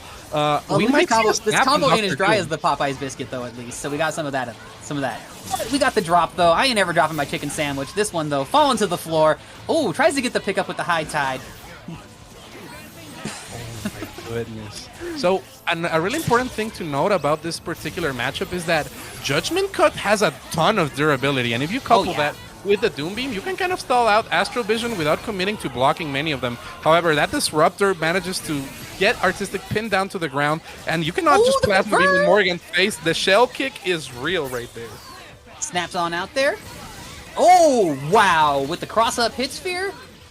Let's go. Good stuff. Fireball's covering the screen right now. Filling this up here. I don't know. How are we going to handle this? Strider's locked down here. Missiles coming in. Damn, this is too much. Getting smothered right now. I agree with the tag there. Even though you get your meter drained, you kind of want Anchor Strider against a team like Escalante's because Anchor Strider only really needs one hit. If you guys didn't know, Strider trained by fighting gorillas in the San Diego Zoo in the canon. This is why he throws the rest of the zoo at you with this mix. We're going to see the DP just to avoid interaction. Gets locked down by the hit missiles right there. Escalante recognizes there could have been a teleport punish. X Factor gets hit by the Basra, living on a prey right here. Bon Jovi to get the confirmation, the trade after, and this could be game for Artistic. This is just two mixes. This is how it starts? Just enough X Factor left. Let's see what happens needs here. To get the hit. Needs to get the hit right now with the X Factor there to make it happen. No, with the JH, with the fadeaway JH, tags the Vajra there. Unfortunate. Yep, and you know, sometimes life is like that. Everything is looking great, and you get ran over. It be like that sometimes. And Escalante putting that Magneto in to try to force the resources out of Artistic. This is a very important thing to note in this matchup because meter usage for both of these players is super, super important. And Escalante is just looking for that hit right there in order to DHC into Morgan and deny the neutral hit interactions right here for Artistic as well. Yeah, and like you were saying there with the meter management as well. With a Virgil, like even though Virgil's a super strong character, what makes him strong is how he can spend his resources. And if you do not spend his meter and X Factor well, you'll find yourself resource starved, and Virgil will end up feeling very helpless on his own. So, like you said, extremely important with how you manage your resources there. Yep. And now it's we get close nothing enough? For either of the players. And Dr. Doom with Bajra is a big threat to Morgan because she can't really activate safely. Does have the meter right there, but if you get slapped by the Bajra, it's dangerous. Now Artist is going to have to go into stalling mode, and Escalante is ready, setting up those patterns just in case of a raw attack as well. Astral Vision already about halfway down. Holding down this. Oh no, there goes Doom. Gets chipped out. Still has Virgil plus Strider, and this, if they score a hit here and then go into X Factor 2, that is still a lot of damage there and able to make it happen and wipe the floor with this whole team here. Oh no! Oh, Breaker! Let's go! Oh, may your dome be blessed on this day. Virgil coming in here with the Helm Breaker. You love to see it. You'll love to see it. Yep, and that is the strength of this shell too, Swell, because this means that Virgil can pick up of any random Helm Breaker right there, goes for the X. Morgan out of the picture, but the drop right there is so bad for it. Escalante is bringing the momentum in his favor. Oh, Virgil dropping the combo on Morgan there. That's a heartbreaker now getting locked down. Oh no, gets a hit from the back by the Soul Fist. When hitting it from the back goes wrong. Tragedy. Oh no, very, very sad, very tense. And we see the DP right there. Escalante was ready. And I bet that Artistic got a little bit flustered right there by that drop. He kind of had that match against the Morgan. But such is the life of the online game. What I would like to see from Artistic is not spend that meter so early because it's what's been giving Escalante the chance to breathe right here. He does get the hit, but manages to escape. And the happy birthday. This could be Tragedy or Strider. Either way. Oh no, happy birthday falls. Happy Birthday falls out there, still gets a chance to play, pops around to the other side, but, ooh, Escalante was ready and was mashing that 2L to catch the teleport. Very smart. Oh my goodness, we see Dr. Doom get deleted. It's all left to Strider, Hiryu.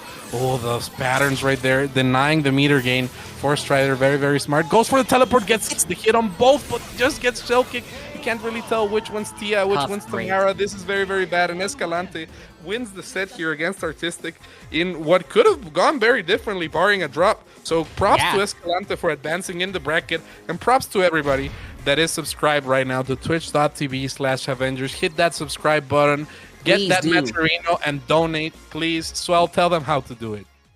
I pointed that out a little bit earlier, is not scared to play slow and learn what an opponent's doing and then try to use all that data across the set. So, like, this might look like it's swinging one way or iHeart Justice is on the back foot or playing extremely defensively, but that's an intentional thing, and that's something that I think you see from that low altitude there. I don't know if that crossover counter was intentional or not, but it gets Phoenix right off the table, though, and brings in Captain America here. Okay, Yep, cool. and All right, this is the thing. stabilized. Yuli, super familiar with Captain America's game plan. You kind of have to force him to jump and then take away his assist calls in order to get that pressure. And I heard Justice struggling to get in, needs to find the right place, goes for a very nice challenge there off the whiffed pizza cutter. And this is just how the match is going to be. Yuli's going to play that defensive game, try to react to the assist calls, launch Captain America if he throws those shields preemptively, and you kind of force Cap into a bad spot. You know, this is looking just like Captain America and the Winter Soldier, a movie I acquired tickets dubiously by a UMvC3 tournament, and Phoenix Wright is going to get straight into the Shadow Realm. This is what happens to many lawyers in Mexico. This game is very canonical, and Swell, Doctor Strange not making it out. How can I Heart Justice recover? I Heart Justice needs to be able to find some way to get out of the incoming when Phoenix Wright comes in, doesn't have a whole lot of air mobility, and then find a way to activate that turnabout mode. Whether or not that's going to be happening, though, I don't know about that. Zero here south of the border might be able to dodge the law from Phoenix. Oh, X Factor's there. Just okay. Nah, yeah. At this point, Yuli just wants to run away here and stay away from the X Factor. No! The objection hits, though! Tags the assist. Oh my goodness. See, and that's what just I'm like talking about. the memes, kid named Finger be like, and this cross-up is very dangerous. Gonna try to force the fake unblockable. I heard Fake Justice blockable? kinda, yeah, Jumps so up there with the active finger, catches the toes of Dante. Gimme them toes! Didn't know Phoenix Wright was a jury player. oh my goodness, and Yuli just swinging. I heard Justice wasn't ready. He was gonna go for the respectful side switch mix-up, but Yuli's like, nah, I can just slice you up right here. No fear to press those buttons. And yeah, Yuli recognizing that Phoenix Wright's offense is flawed. The finger does not hit high, so it's not a true unblockable right there. You just block high or block low, depending on the situation. And Yuli's just gonna use that Sogenmu in order to pressure right here. It's such a momentum. Early activation. Kid named Finger once again. Swell. I feel like this might make the matchup a little bit different with the early activation. Yeah, it doesn't have the cell phone, so can't kind of go for counter zoning quite as effectively as they would elsewise here. Gonna be able to get a lot of bar as well, and now has that on deck though in the back. So can either use it as an assist or happy birthday. Hits Virgil here, not able to score the full confirm out of it though. Tough break. Yep, and here's the thing. Now that I heard Justice has the Phoenix right in the back, Dead not robot? really afraid. Gonna go for the mix right here, and this could be an early hit on Dante. Just goes for the lockdown, and you can't whiff. Yuli pressed buttons on that incoming, and that is a very brave thing to do. Look Virgil at in the that back. damage! Oh, the damage on that press the court. Oh my god. Devil Trigger to get out. Nice. Gets the Helmbreaker. Eats the Eye of Agamotto. Yuli might be the smartest human on the planet after that mix-up. I can't believe it, but there is nothing intelligence can do against a shield to your face. Well, No. Everyone thinks they're smart, but then when Captain America's right there holding it down with them frames, you hit. yep. All right. We're looking at 1-1. I wonder what adaptation Yuli does here, because Yuli was playing this very offensively, just trying to condition where Captain America was going, but I heard Justice realize, like, hey, I can just sit down here and maybe he will run into my defense. Well, it seems like Yuli already knows how they want to approach it. They already matched in that rematch. I Heart Justice taking their time to think about what they wanted to do, though. Ooh, Eye of Agamotto holding it down there. Charging Star pushes away, gets across the other side of the screen, allows Maya to get that up. I Heart Justice's team is like, it's such a smart team for Phoenix Wright. Using because even if Charging Star doesn't give a ton of reward, it gives space and allows the Maya shield to get out. Absolutely. And So then smart. if you have the point Captain America, you can kind of force the unblockable scenario.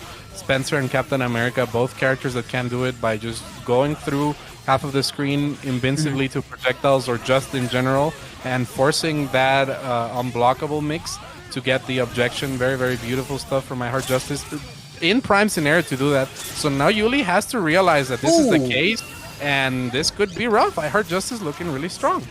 Charging Star cuts through, however, not quite able to get full confirm out of it, though. But the objection hits Zero with the Ryujin assist and cuts right through. Yuli, you gotta cool it with the assist calls when the evidence is ready. Oh my goodness, and Yuli just keeps swinging here. Oh my goodness, gets hit with the low right there. He got hit with the Daniel-san, wax in, wax out from Maya, just gets the feet swept. Very Maya Miyagi with the on win. my heart justice side. Maya with the windmills swinging on in, making Don Quixote proud.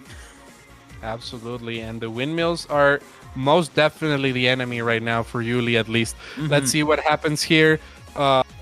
If I was Yuli, I would just chill, you know? There's nothing that Phoenix Wright can do, but he just keeps going in, and I believe that this is the type of game that I Heart Justice wants to play, but sometimes more offense is better defense. What do I know about Yuli? Let's see what happens here. Yuli, let's make it happen. Like, one of the things with fighting Phoenix Wright is that there's like a tempo shift when you fight against this character. You either want to go really hard on him before he gets evidence, or you have to back off and try to play really deliberate. Oh no! So I forgot that there was another character on this team named Dr. Strange. Tough break. Oh, and that actually changed everything. That cross-up input right there. Maya tagging in, gonna try and get that evidence, and no way. Boo-boo.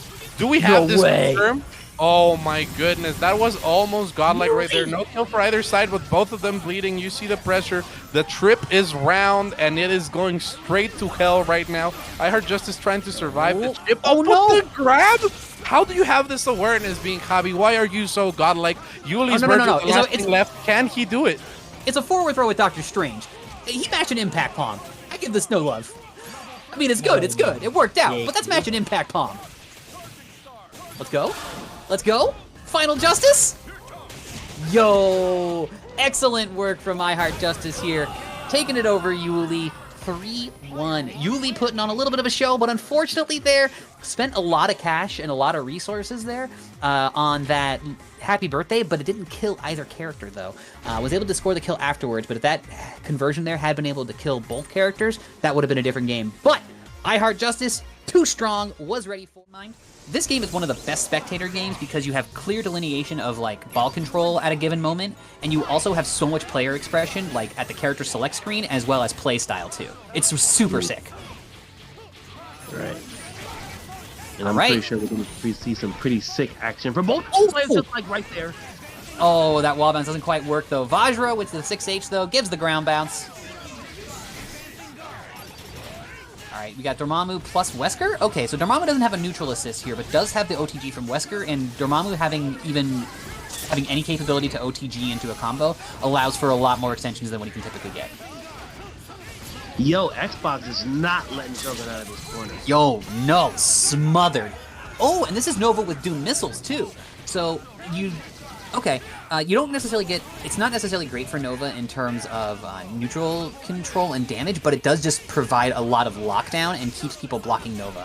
And Nova can just like constantly run pressure and fish with these very confirmable moves like that. Like going for the human rocket punch there that gives the stagger.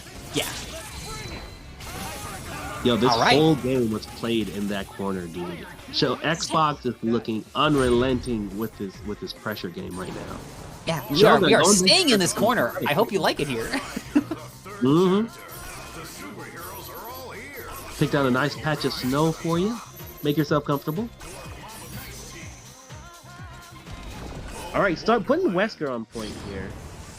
I think I like that call better. Definitely.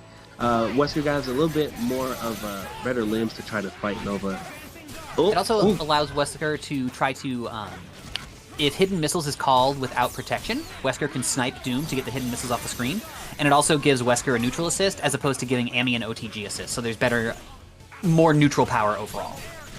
Very true. Good point. With a Dark Hole assist for the pickup. Ooh, let's go. Gets the side swap as well. I like that there too, using the Dormammu assist there. Oh no, Dormammu's on the back. Amaterasu's in the middle. Interesting. Yeah, it gives Shogun that's very strong THC with Wesker. Alright, Shogun here with the life lead now, able to just play keep away here.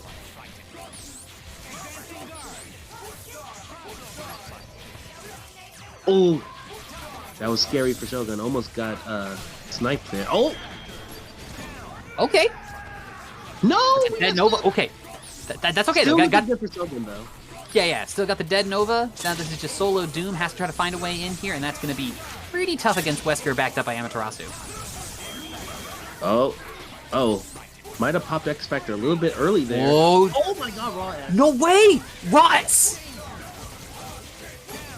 Fruity Fetus here, calling the prediction about Doom ain't winning this.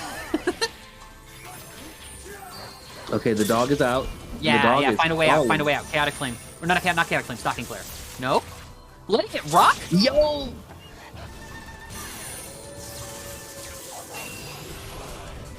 Okay, there we go. Now this is just a chip game at this point. Yeah, just that's it right there. Alright. No, yeah, I didn't mean I was... Either way. Into it now. Still got the point, Wesker. 1-1.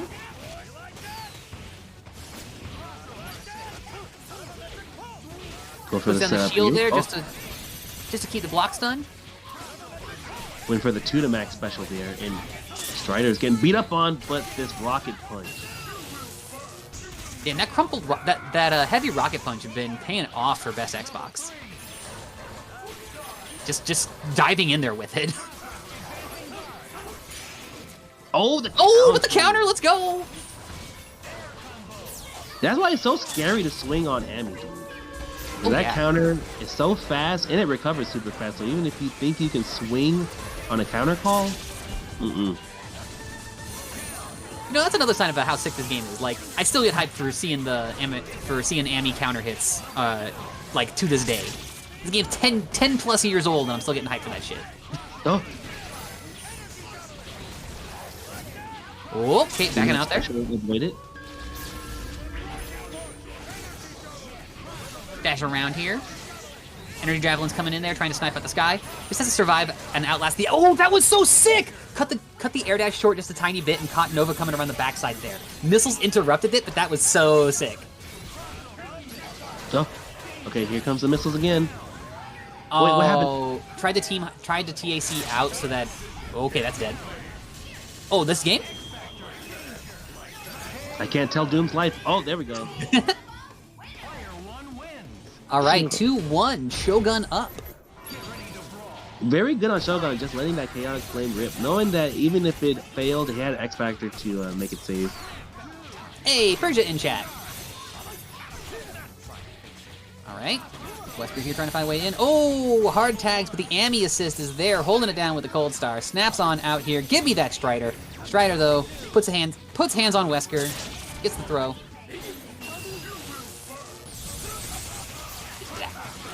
All right, dog hurting a little bit there. So, but will this deter Shogun from... Oh! Oh, catches with the Cadillac foot dive, but not able to get the confirm off of it. Yo, let's go! Looked pretty high for the confirm, but Shogun knowing the buttons to press to confirm. Now we're getting this very strong THC. I don't know if Doom's dead off of this. Oh! Barely, but it worked out. Cold Star locking down Strider there, able to get the pickup here as well with the X Factor after the gunshot. Nova coming in with a little bit of X Factor time left. Oh, man. Wait, did he just flex? Yo, hold up. Did he just whip the counter? That was sick. Oh, I need to see the instant replay. But it sounds like it. But unfortunately, Best Xbox got a little bit hungry to tag Amy there. Ended up giving up the game for that. It's a heartbreak. Oh, yeah. Yeah. Ramasama. And basically any Doramu player, I'm always thrilled to see. Somebody else brought up RF coming out, which would be sick if RF comes out to the States for it. Right. Oh, hey, we're into the action here. International travel. I myself haven't even considered the international travel until you just brought it up. Sheesh. So much potential, man. Oh, I know, right? Okay, but so... I'm being called for a match here, so I shall bid you a farewell for now. Best If I of luck in lose, your match. I bid y'all everyone a good night. But if I win, I'll be back. All right, catch you later. Be well. All right, so we got Monkey Senpai versus Living Legend here, which are almost like antithetical teams with Chris, Wesker, Akuma, three characters that are not necessarily very meta in their selection, and then Monkey Senpai with Zero Doom Dante, which is a much more play into those tiers. Looks like we got TA Wolf joining us on the microphone now. What's up, ladies and gentlemen? How are you doing tonight? Swell, I see you're doing at least better than Living Legend in the corner right now. How's everything going? Oh, it's going great here. Living Legend's going through a little bit of a rough spot right now, but it looks like the Akuma's tearing through with the DP, though. Has to back off after the missiles, though, but then right back in on it. Yep, so there's a very important thing to note about Living Legend, and it is that his Akuma is very serious business, but you always have to cover for the invincible option as soon as he touches the ground, so most zeros go for an air-to-air side switch mix-up to avoid dealing with that DP. Otherwise, you kind of have to play this runaway game, force Akuma to spend the meter and not call many assists while he has it, because Akuma's a big threat. You don't want to get yourself happy birthday in this situation, and it seems Monkey Senpai managed to weather the storm as well. Yes, indeed. Able to outlast that X Factor, and like you said, too, Akuma having that, able to snipe and score happy birthdays, like with that beam in X Factor, that damage adds up big time.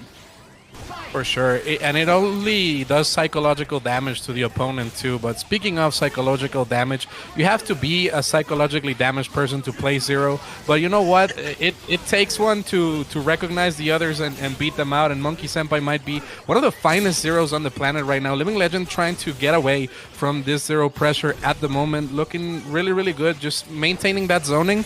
But Chris Redfield's zoning does have a slight flaw, and it is that he cannot cover the upper corner opposed to him on the other side of the screen, and that's precisely where Zero likes to hang out. Yeah, he cannot get that upward angle, and even if he super jumps, all of his shots angle downwards as well, so he can't even try to jump to take to the skies and try to exchange with people. Does have a very good air throw, though, as we saw right there with Living Legend, picking up here on Zero. We're gonna get a dead character here, please. Absolutely. Meterless kill with the X Factor, nicely done there. And the thing I like about Living Legend is that he is willing to spend that meter in order to go for the mix, gets that lockdown, trying to chip out Dr. Doom. But a very important thing that you guys will have to get yourselves familiarized with if you're starting to watch Marvel is that when Dr. Doom is in the middle, he's about to DHC unless he gets a hit, because it's better to play with a strong character like Dante or Virgil in the back and then just abuse Dr. Doom's neutral assist, or he's just a damage engine if he does manage to get the hit quickly. So we see the mix here with the jam session, blocked by Living Legend. Swell. What does Living Legend do in this situation now that X Factor is gone? I have to be very patient and get the right opening here, and then not get opened up in the corner like this, though. That's going to be curtains for this Wesker here. And with what you were saying with Doom, too, X Factor 2 character backed up by a neutral assist is almost always scarier than an X Factor 3 character without a neutral assist. So, yeah, much to your point there, very accurate. With Akuma coming in, though, Akuma does have 5 bars. Has to survive this incoming, though. Oh, gets a trade on it. Okay. Oh my goodness, but then Demon? you go for the Raging Demon there. That's nice. You do Got get the the OTG extension follow right up? after. Oh! Needs Well, a tiny you bit of don't chip damage. know. And I think that Monkey Senpai is either looking for the DHC or an X Factor option. Neither gets done there. Living Legend has to get the hit here against Dante. You do not want your opponent to allow that X Factor use. Goes for the jam session raw, and that's always a surprise move because he gets launched surprisingly farther away than you think. And that's a very hitbox on jam session. So Monkey Senpai up 2-0 on Living Legend 26. What is the adjustment that he has to do here, Swell? Living Legend can't afford to, once they have the advantage here and get Zero off the board, need to maintain control. Because the last time there, what we saw happen was once Doom came in, Doom was able to get control of the situation there. Got a little messy with trying to play neutral there, and then that was curtains once Doom got the hit there. Oh, nice!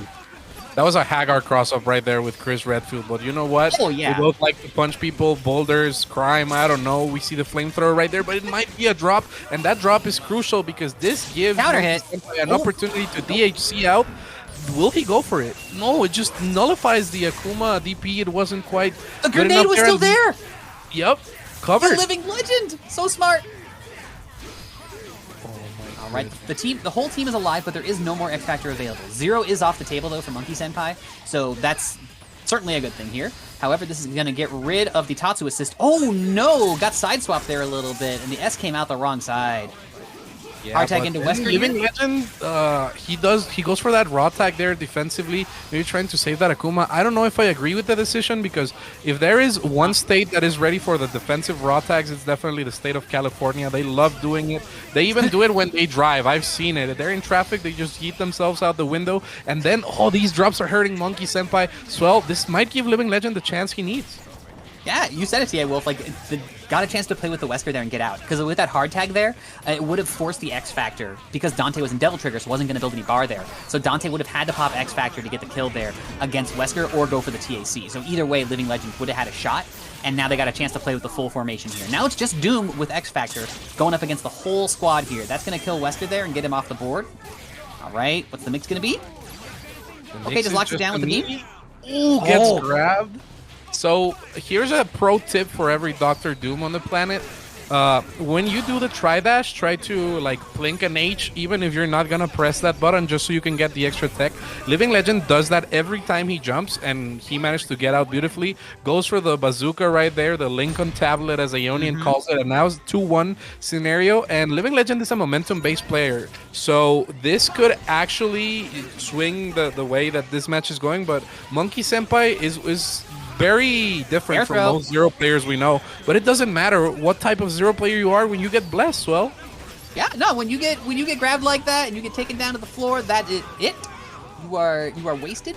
And then, like you said too, with the way Living Legend plays, always putting in that throw OS there as well. The Chris's air throw and being a particularly strong hit sphere on it, and then also being able to confirm off of it and do gobs of damage. Yeah, it makes him a lot scarier than he might be elsewise. Oh, gets out of the situation. There's the tech from Monkey Senpai.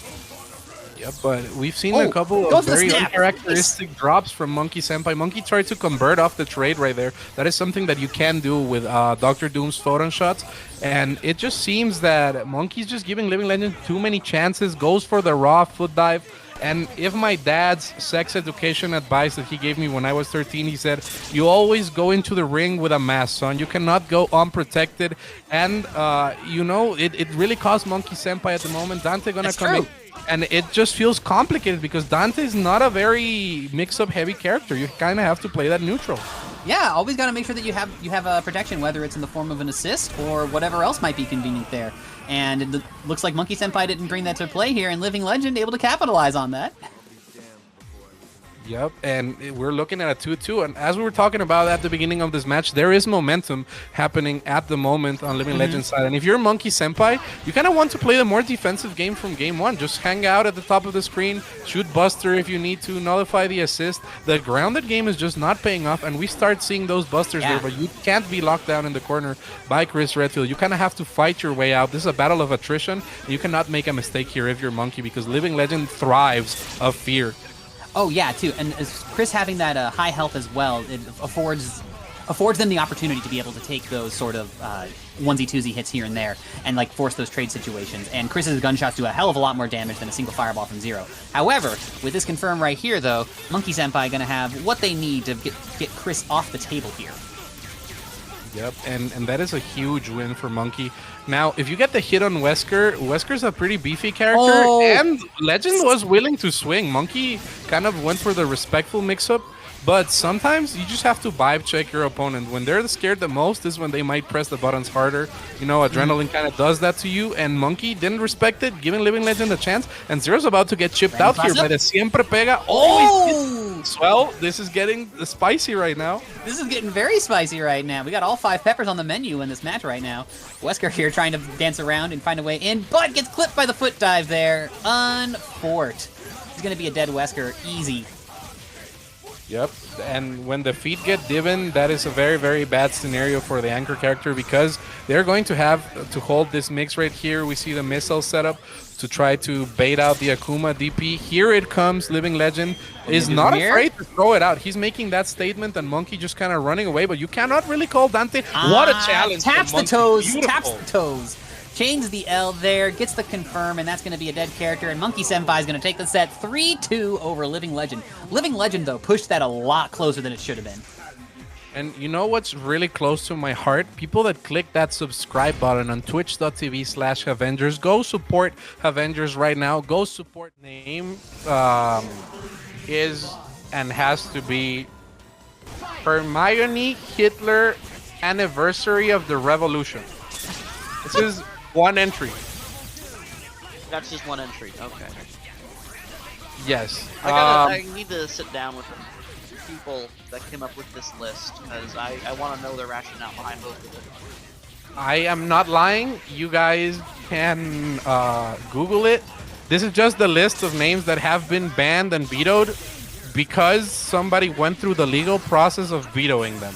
However, speaking of vetoes, Mothman is trying to deny neutral right now with MODOK.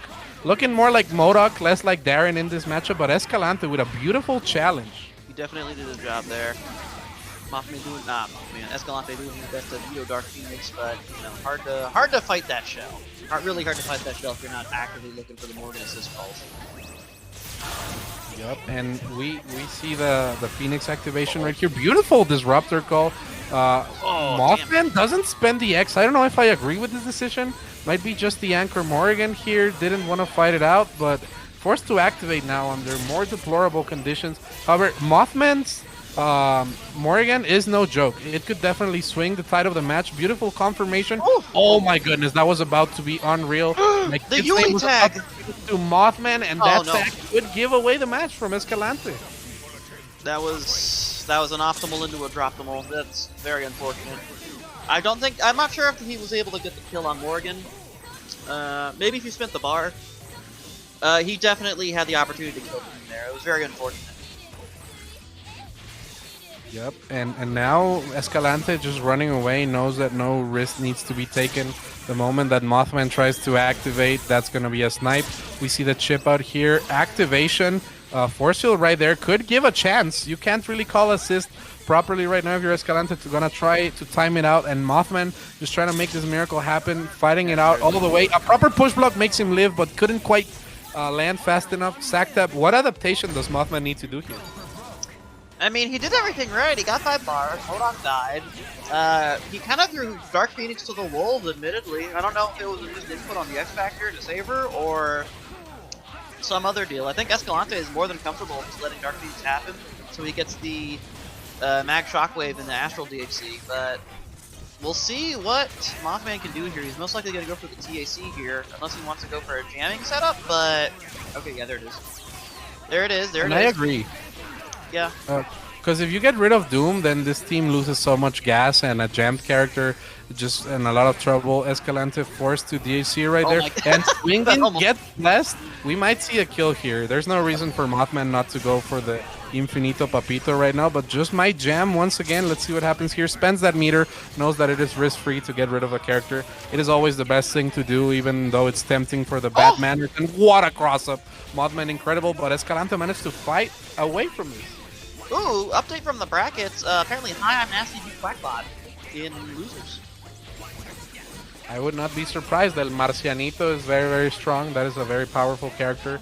Anchor Scroll is terrifying, and so is MODOK once you get blessed in the air by that. Kid confirmed. Still going for the TACs. Interesting stuff from Mothman, but just betting it all on the Phoenix and gonna time out that Astral Vision. The less you block, the better, because it's less meter built for Escalante. This is true, although he's still getting a little bit of meter from misfitting MODOK that high up, but Mothman deciding to bring in Morgan. I don't disagree with that idea at all.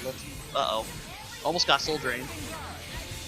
Let's MODOK get a little bit of health left, or health back, because we're already sitting at 5. Phoenix isn't really doing too much, although Escalante tossing out soul drains every so often, definitely enough to put Mothman on his toes, because he can't really just tag in Phoenix willy-nilly, at risk of just her dying.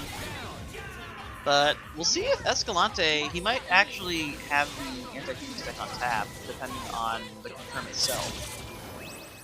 And I feel like this is why Mothman is going for the aggressive push right here with Phoenix, just to get the activation under his terms, and that is the mark of a truly experienced Phoenix player.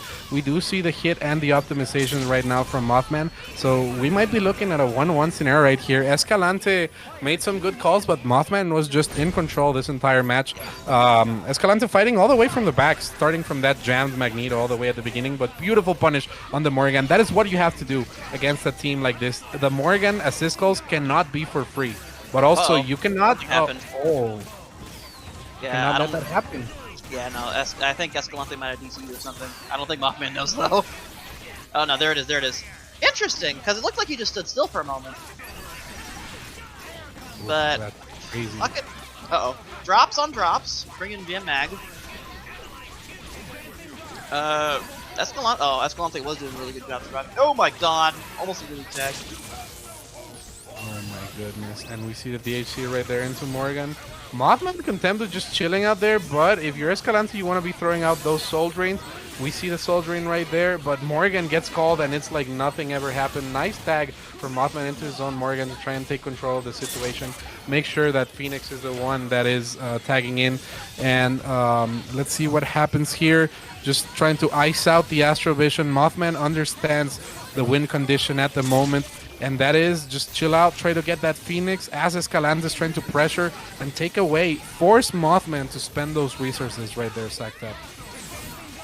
Yeah, I mean, that's Mothman's objective right now. Like, let MODOK and Morgan kind of body block, give Escalante a meter to, you know, just pop Astral, get some sort of momentum swing going, but oh my god, grabs him out of the fat asses. No Shadow Servant to finish the job, but I don't blame Escalante. They want to save Bar for Phoenix. And that is the strength of Phoenix teams, that they just kind of force you to fight in a way that's uncomfortable for you. You can't really be spending that resource right there, just as Escalante is doing right now. Mothman content with fighting it out. We do see the soul drain right there, takes quite a bit of meter, and now Phoenix is in a lot of danger. MODOK passes away into the afterlife. Let's see what happens here. We see the Astral Vision once more. Mothman has to fight it out, find that space in order to punish, and Escalante kind of aiming to catch those teleports with the Astral Vision patterns. Beautiful defense right there from Mothman. Not many people go for projectiles into the air and the empty jump low. Amazing from Escalante. Will he get the kill? Spends the X to make sure sack tap 2-1 in Escalante's favor.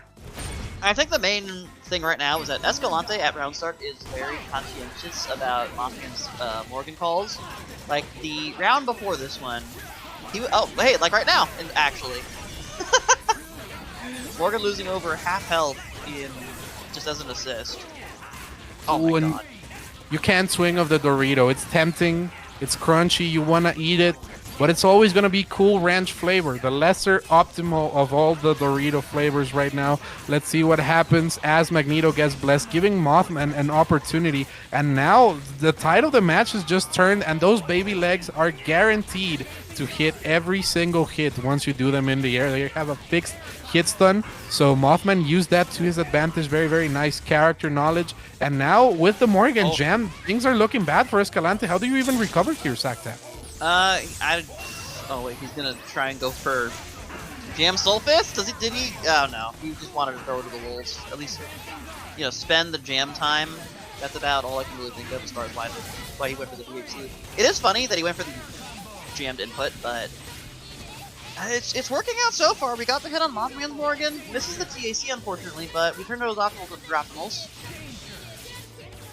Yep.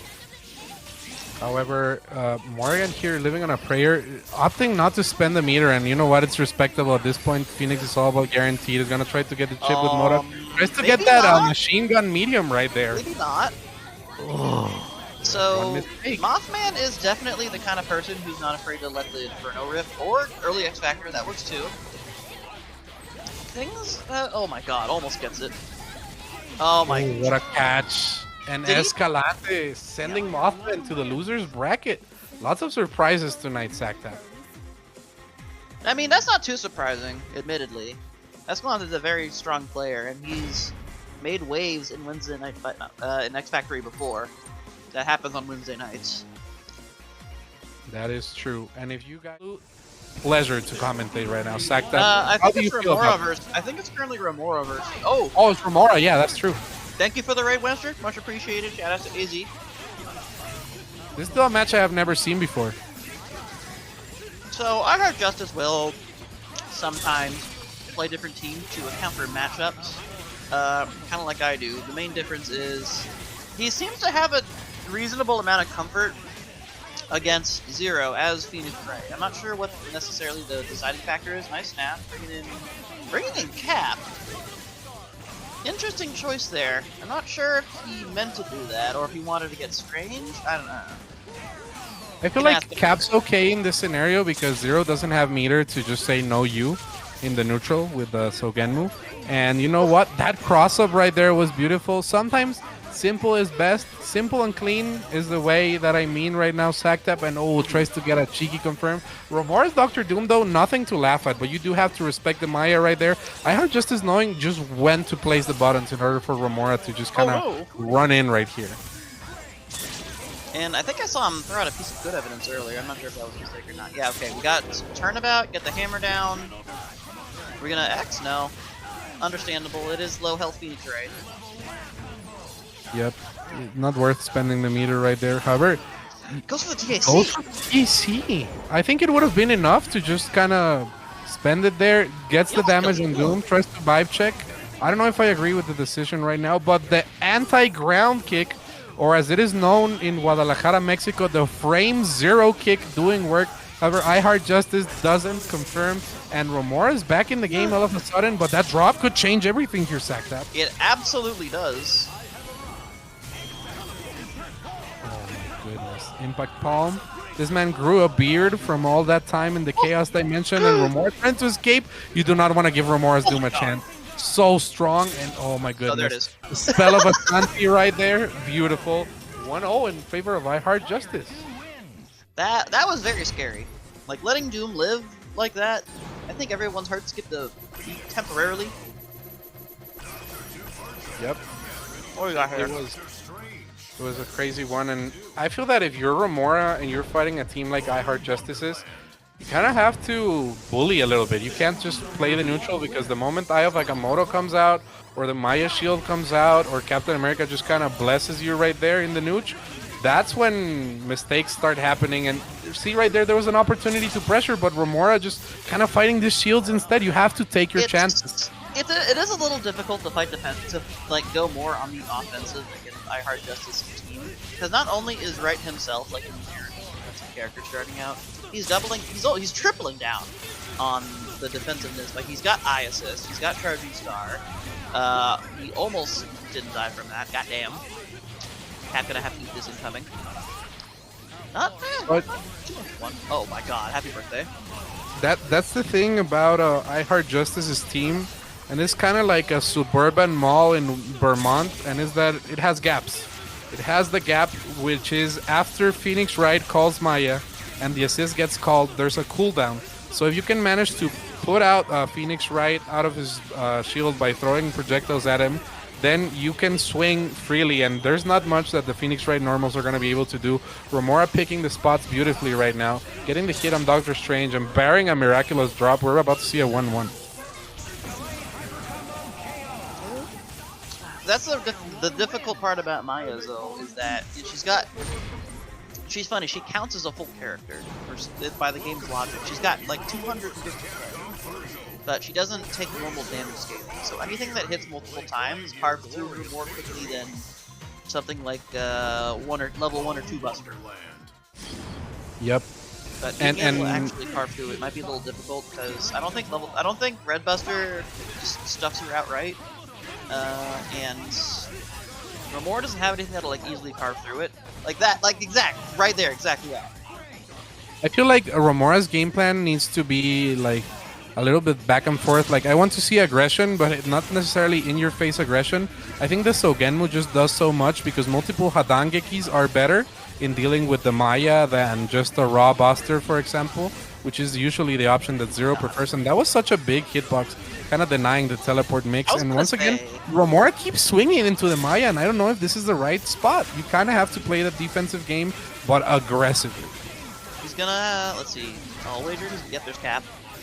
Because that's a common tactic I heard Chris likes to do. Once he gets his evidence, brings in cap for the better neutral, the easier confirms, goes for either the THC or the DHC in a right for the turnabout. Although we might actually see a dead cap in a moment. Yep, this might be looking like end game right here for Cap. Things are looking rough.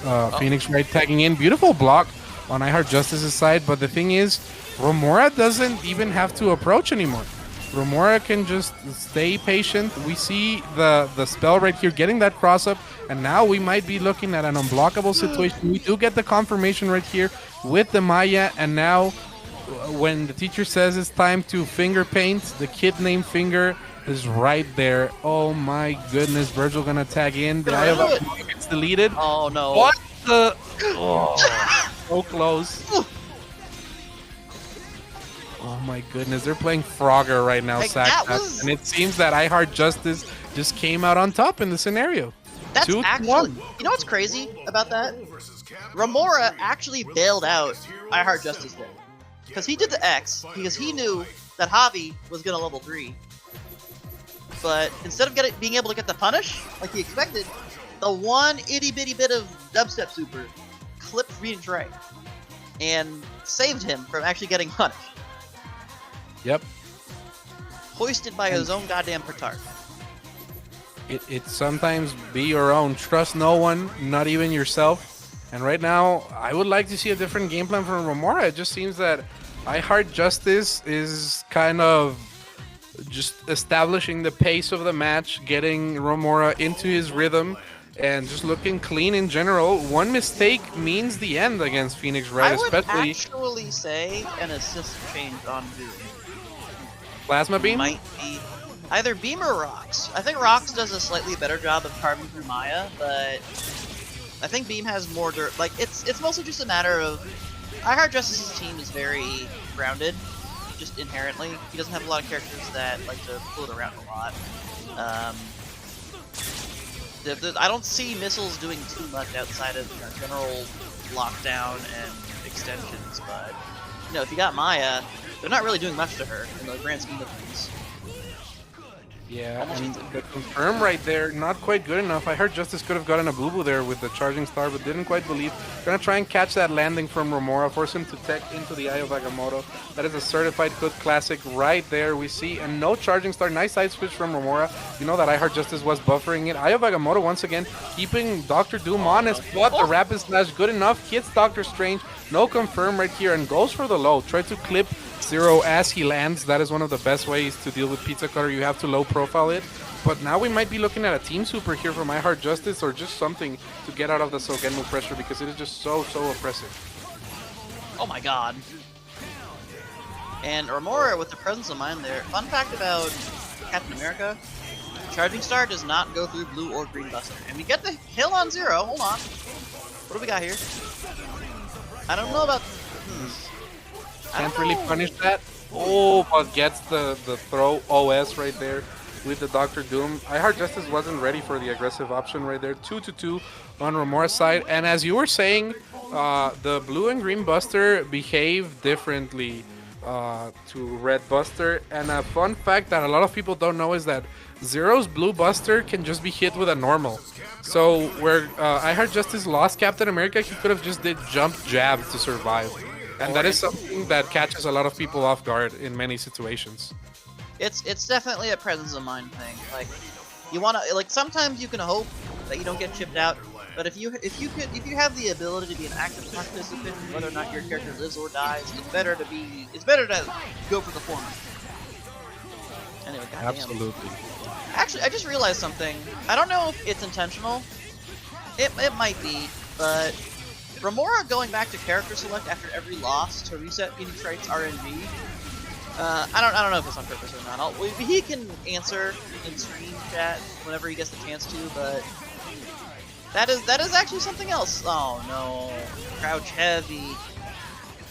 Yeah, and in a game like Marvel, there's a lot of character awareness, you know, so Remora was just ready. The bad evidence right there kind of screwed I Heart Justice a little.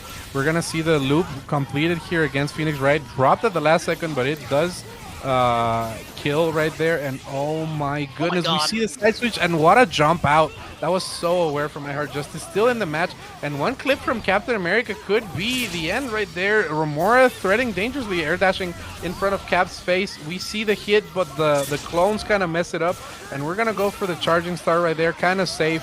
Is Remora gonna call the assist? Do you fall into the Eye of Agamotto? You have to be very careful. Not enough to punish Remora X Factors though, and this is a very good situation because now if I Heart Justice can force a mistake out of Remora, things are gonna get extremely dicey right now. I think a THC might actually kill Zero. Oh well, not if Zero gets hit first.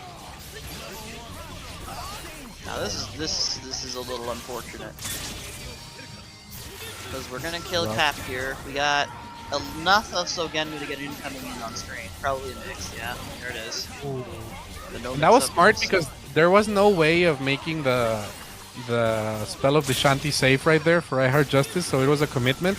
And Remora knows that I Heart Justice is a smart player, so he just kind of vibe checked them with the shimmy, and Remora advances into the next match very back and forth, but in the end Remora's adaptation was superior to I Heart Justice's, and this a 3-2.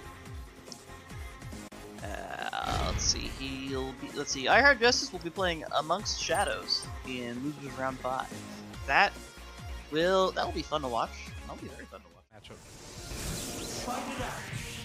And don't worry, guys, I checked the banned names for Mexico, and Hagar Spencer is not a banned name. I can read you guys the list right after. Let's see what happens here. Oh my goodness, we have Sacked Up on the mic, my Hagar brother, my 17% Magic Pixel Mexican. How are you tonight? As Monkey Senpai is looping Shogun. Oh my goodness. Well, it seems that Sack has connected, but we can't quite hear him yet as Monkey. I forgot I am on push to talk. Let me change that real quick. Okay, Sack will be right back. And Yes. let's see what happens here. Dormammu getting looped right here right now by Zero, looking absolutely crazy. We see the Zoop right here. Shogun in a little bit of trouble, and the thing is that it doesn't matter what team you play in Marvel. It doesn't matter how good you are unless you're given an opportunity to prove it. And the character that takes away the most opportunities yearly is Zero. Once this character hits you, you will get blessed. So let's see what happens here. I like the Stalking Flare into the slowdown, looking good. Sack Tap, how are you feeling about this? Can Shogun recover? Shogun is a bit of an anomaly. His team is pretty good. I'm not gonna say it's like. Hold on, let me turn on the echo here. Okay, there we go. Shogun's kind of nice. Like I might be understating it here. He's very nice. He's taken out champions in tournament before. Like if there is any two characters that are on his team that are left remaining that can make this happen, it's definitely Andy and Dorm. Absolutely, but the thing is that Amy and Dorm are both meter-intensive characters, and once you don't have meter, they're kind of Pringles to whatever the DHC is from Doom to Zero, or just the neutral in general. They're not very particularly gifted characters with their normals. They shine the most with meter or X Factor, and it seems that Shogun is not gonna get to spend either in this match. No, he's saving X Factor for next round. Or next Marvel game. Exactly. They're marginally gifted characters. Just like me. That's what my teachers called me in elementary school. They said, this kid is marginally gifted. He can read the book holes in first grade, but he's a fucking dumbass. So, yeah, marginally gifted. He's got a 3rd grade reading level, and he's in middle school. Yes. Precisely, just like the average Marvel player. And speaking of reads, Shogun going for that point Ami now, maybe liking that reflector against Zero Sogen. He does do this in certain matchups where Wesker doesn't really cut it, and I don't blame Shogun for the change. He's managed to optimize his confirms enough. Happy birthday! Oh, it's unfortunate. Optimals and Droptimals. Yep, looking crazy. And speaking of marginally skilled, shoutouts to Remy Martin, one of the least skilled players in Marvel history. Looking forward to seeing him compete at EVO. Let's see what happens. We see the Buster from Monkey Senpai. And what a nice hit from Shogun, but he just counter. converting Sack Tap. Holy shit, thank you, Stray, for the tier 1 gift subs to how many people? 15. That is at least half a carton of eggs. Thank you very much. This means we're getting the phone ready as Shogun is getting the mix ready. We're calling my girlfriend to argue about baby Hagar, so I'll put it live just for everybody. You know, you can say, I had to look this up. The Abraham had a midwife, not a midwife.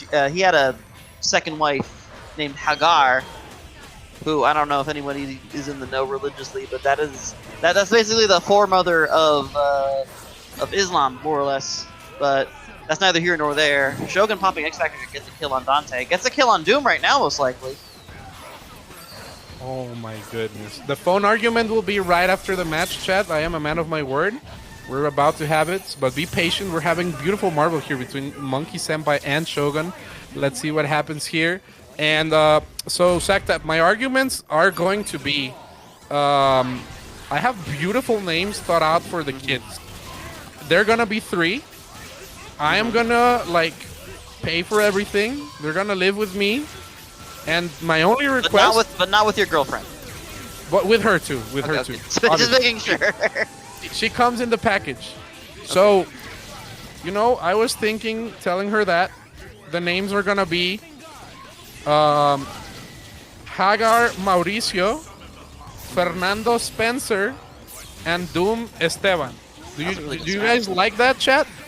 It's my team and 3 generic Spanish names. You know what you can do is instead of Doom, you can say Victor instead, because you know it's still Doom technically. That maybe is easier true. maybe easier to swallow. Oh But- shit! Almost happy birthday. Doom Esteban is kind of a crazy name. The other 8 kids will figure as we go. I have some side teams.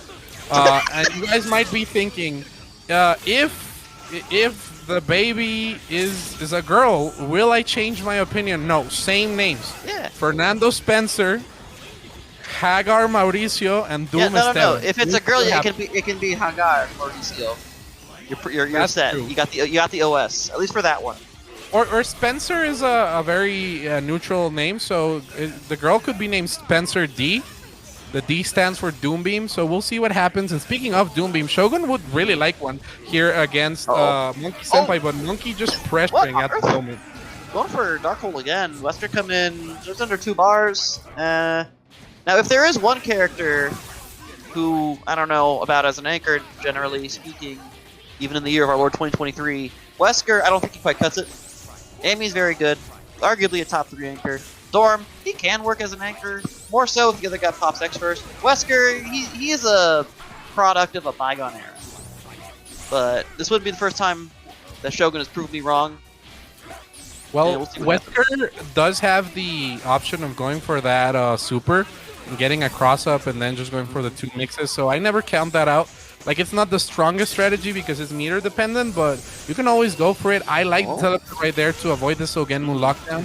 And Saktap, it just seems that this is the option that Shogun is picking. Goes for the Siempre Pega. Always hits. You've seen it. You've seen the power This of is true. move. This is true. And going for it once again gets the The hit. whiff punish. Precisely the strategy that Shogun needs, trying to chase after the Dr. Doom. Oh, no! And Monkey with the interception right there, looking just like the Kansas City Chiefs in the Super Bowl right That's now. unfortunate. Looking like a Philadelphia Eagle is Shogun. He walked right into that crouch heavy. Unfortunate. Oh my goodness. So chat, just to keep you guys updated, I texted my girlfriend. I asked if I could call her, and she said like 15 to 20 minutes. So hang in there. It So will that's happen. another set. Probably the one after Another this one. set. Let's see what happens here. She has no idea we're gonna talk about this, by the way. Let's see what happens here.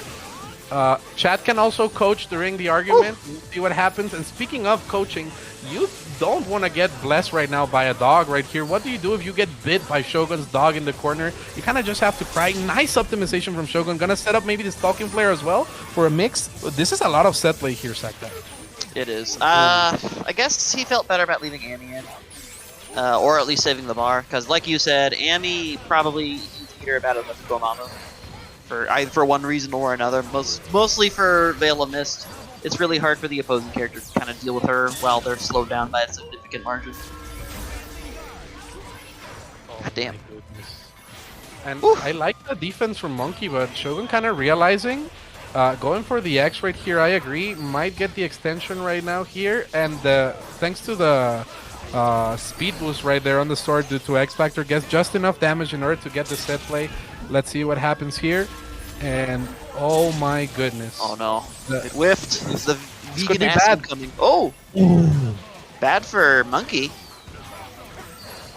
Yep, the slowdown is so key in fighting against Amy. If you guys don't know how to train for the Amy slowdown, just fight Jason Game Dev in whatever platform you want, and that is just the training you need in order to react during slowdown. You get used to different timings. That is Everything correct. That very, very subterranean connection that Jason Game Dev has. And right now, Monkey trying to adjust to Shogun. I would like a little bit more aggression because Shogun is a player that you cannot give any space to do. It's hard to, even with Amy having no real neutral assist, it's hard to rush her down, mostly because her aerial mobility is so good. She can be very evasive when she wants to be. And her normals, especially the glaive normals, it's hard to challenge unless you're similarly gifted in that department. Which, you know, Zero is, but... Well, oh my god! Oh! What a confirm right there, but goes for the TAC. Monkey Senpai recognize him properly. Shogun trying to advance in this bracket, but Monkey Senpai just going for that offense right there. Shogun was ready with the throw, just plinking aggressively, and sometimes that's just what you have to do. Tries to get the Strider punish right here. It whiffs due to the slowdown. That was actually insane, and Monkey Senpai trying to waste his slowdown time with the Buster. No confirmation though. Sack tap. This could almost a nice air-to-air with the Buster. He's gonna need to get. He is gonna need to get Amy out at some point, though. That's not a character. Oh no, that's not a character you can afford to lose at this point in the set. Nice block on the incoming from Shogun. Clips. Shogun going for those snipes on Strider. We might see a super here. No, Monkey Senpai was ready to react to the teleport as well. Very conservative. Gonna go for that unblockable, and Shogun goes for the X. So the actual way of getting out of that is just jumping directly at the jam session lockdown to make the confirm weird. Sometimes you just have to bet the whole farm on it. Wesker tagging in, but Monkey Senpai is looking immaculate at the moment. Yeah, no, this is some Sophie's Choice shit right here, especially with no X Factor up against Monkey Senpai's whole team. And I'd say I doubt he's gonna drop it, but the second I say that, he is gonna drop it. But he's got X Factor. He's got just under a bar, and that'll be it. Damn, Shogun getting sent down to losers. He's gonna have to face someone. I don't know who. Someone. Monkey Senpai was looking good right there. We're gonna have Remora against High Heart Justice as well. That's gonna be a crazy match. That'll be good. In the loser side, some players that we have alive right now are Amongst Shadows, Quackbot, and that she's gonna think about it. But if I win Evo, I can do it. And the only condition is the first kid is named Hagar Esteban. I'm telling you, I think it would have been easier to stomach if it was Victor or Victoria instead of Doom. No, because she told me a couple of weeks ago that Victor is a stupid ass name, so it had to be Doom Esteban. Gotcha. Okay, that makes so sense. Now I have to win Evo, chat. I hope you guys love this. I hope you guys are enjoying this match too. Amongst Shadows against Die Hard Justice is gonna be crazy, and there you have it, guys. I am a man of my word. I tried my best, but now I have to try even harder. I have to win Evo. Honestly, to name those babies. Honestly, you are a more authentic human being than I am. If I tried to make a promise like that, it would probably be like, if Marvel 3 gets announced at EVO, I'm gonna shake my eyebrows and I'm gonna go into EVO in a couple months looking like fucking Uncle Lester from the Addams Family. That is true. I am a man that heavily commits. This is why I play Hagar, Spencer, Doom. And speaking of commitment, Sacktap, it seems that Amongst Shadows is making this work with the very unconventional team, you know, that Point Strider putting in a lot of work against I Heart Justice. I Heart Justice is in a little bit of trouble right now. And ladies and gentlemen, I'm in trouble too.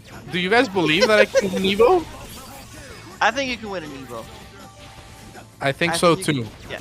I'm gonna say, if you can take a set off of me, a 2-time second placer for Evo 20 numbers for Marvel 3, you can win Evo. I believe, chat. Send me your energy during Evo, but right now, I am not a player. I am a commentator, and we're going back straight into the action. Hope that was worth your subs, everybody. We see the set play from Amongst Shadows. Gonna go for the unblockable, not quite. Strider's baby leg, not good enough. And I Heart Justice trying to get the hit in here against Amongst Shadows. Barely gets clipped by the shield, but not quite close enough in order to get the confirmation, and what an air throw from Amongst Shadows. I Heart Justice in a little bit of trouble. I was gonna mention, I think both of these players have fairly unconventional teams when you really look at it. Like among Shadow, the team structure is the oddball. Like the characters themselves, maybe in slightly different orders, very good team. Oh my god! Strange normals come in clutch. Jesus Christ! What's going on? You know that's my favorite normal in the game, the Doctor Strange crouching light, because it looks like he's warming up tortillas.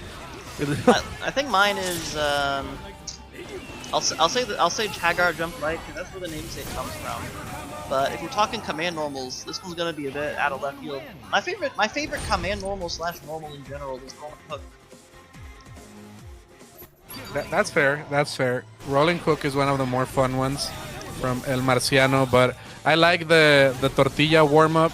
Let's see what happens here. Oh my goodness! It just seems that the stand heavy cancel pressure that Among Shadows has developed is overwhelming I Heart Justice a little bit. I don't feel that he's ever fought a Strider that kind of plays like this. You're usually used to the Striders that are very heavy on the teleports, but it seems that Among Shadows is a more layered offense and making use of that mobility and big hitboxes right here. It's like that beautiful snap after. It's funny because you were mentioning this during the set against Remora, how it would have done him better to play more, just way more aggressive, and that's precisely what Amongst Shadows has been doing, which is why he's up 2-0. Although he does lose Strider, we did force the X on Amongst Shadows and I Heart Justice. See what happens here. God damn! Ooh, that was so intelligent from Amongst Shadows.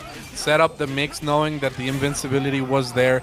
That was cosmic brain. We see the Eye of Agamotto cross up right here. Captain America could still bring it back. Keeps Doctor Strange honest twice. Amongst Shadows was swinging a little bit too much. And now it's up to Nova against Captain America. I feel like this matchup is very even on the grounds that Nova does not have a beam to kind of move around with, but he does have the Soldier console super right there. Going to be a quick 3-0 in Amongst Shadows favors.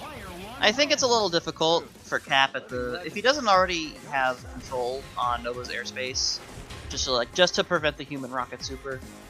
It really is hard because a lot of mid tiers, low tiers, even high top tiers, they gotta hold that shit whenever Nova lets it rip. Because even though he doesn't really Back up was in Guadalajara. It's is it Bon Wonderland or is it Bone Wonderland? Please let us know in the chat. As Escalante defends successfully from the first mix and staves away the second one by calling the assist properly right here. Here we go. Here's the mauling. It begins. And gets the hit. Probably gonna bring in Doom. Oh wait, no. Yeah, I was gonna say. Might have been able to bring in Doom, but we're gonna get some more damage in, get some more meter, get the TAC. Probably gonna kill off Morgan here. And while this infinite is happening, Wolf, I have a very similar question for you. Okay? Because you play Spencer, right? Yes. Now here's the question. Why is it called Armor Piercer when it doesn't beat armor? That's what his wife used to be called in the Navy. The Armor Piercer. Yes. I see. It's kind of like how Ghost Rider's bike is named Ghost, because otherwise it wouldn't make sense because he's not riding any ghosts, right? That's true. And here's the other question too. So Peter Parker, he's got the powers of a spider, so he, makes sense to use him Spider-Man, right? Mm-hmm. So if he has the powers of a spider, why can't he cling to walls? He can? No, he can't. In this game, he can only wall jump. Oh, that is an easily answerable question.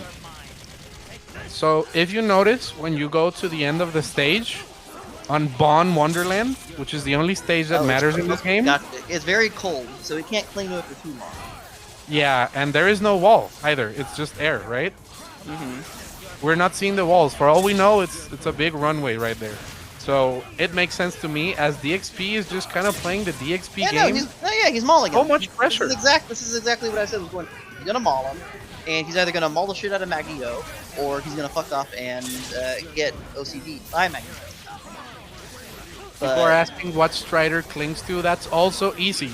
Strider is from the future, and in the future, people figured out there's a fourth dimension which you can't access.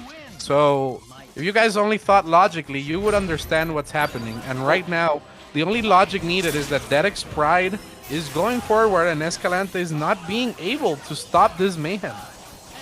It is a mauling. Now, and you are correct. However, the Firebrand can also cling the walls. In fact, he can cling the walls for a very long time. Yeah, but Now, Firebrand's a demon. Hell? Okay. Yeah, so that's paranormal powers. And then, why does Deadpool do it? Because Deadpool is jumping out of the comic book rectangles. Because he's breaking the fourth wall every time.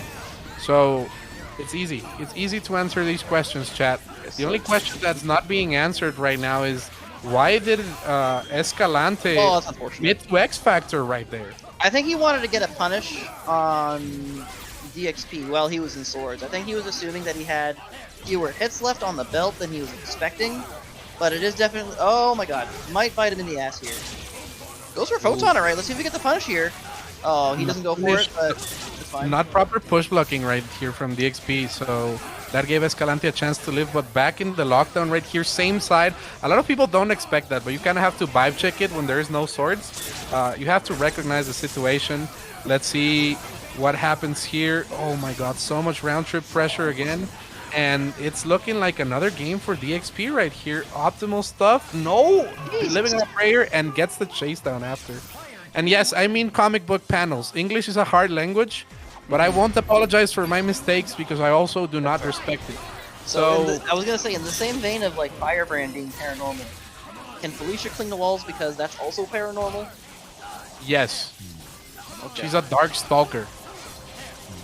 Wait, is she a Dark Stalker? I thought she was like kind of neutral. I mean, she's in the game Dark Stalker, so I thought she was. Well, no, you're right. But we got BB Hood in Dark Stalker, so she's not a Dark Stalker necessarily. Same with Shinto. I think BB Hood is a Dark Stalker in the literal sense. Yeah, she looks like the type of character that would follow you in the dark. Yeah, no, I think that was the intent of the character design, where it's like a very innocent-looking character, but on the inside, she's like a black-hearted mercenary, something like that. Yeah, the true monster is the monster within. And monster. right now, Escalante is going to need a lot of monster energy in order to keep up with Dedex Pride's offense. I like the challenge right there, but that's 10 heavy going full range. Dr. Doom out of the picture, and it's time to get locked down. Nice sequence right there, but beautiful interrupt from Escalante. And it's looking like DXP might be in trouble right now. Oh. I might need to put a rain check on that. Magneto Anchor is still very strong, but you have to block the mix first. Beautiful confirmation from DXP, the optimal double trigger combo as well. If I'm gonna give DXP something, it's that he is a man that has labbed his team to hell and out. And even then, there's always a chance like that. Okay, this there it is. Yeah, that went about as I expected. Because you know, ignoring the MS difference as well, DXP thrives in this kind of environment. Yeah. Fighting DXP is like fighting a gorilla in real life. Likes to push forward, and it's just kind of the opposite of what Dante and Virgil are in the DMC games. You know, Dante behaving a little bit more like Virgil in Monkey Senpai's team. Let's see what happens here. Sactap, what do you think is the key difference right now? Do you think the jam session is good enough to compensate for not having Virgil in the back?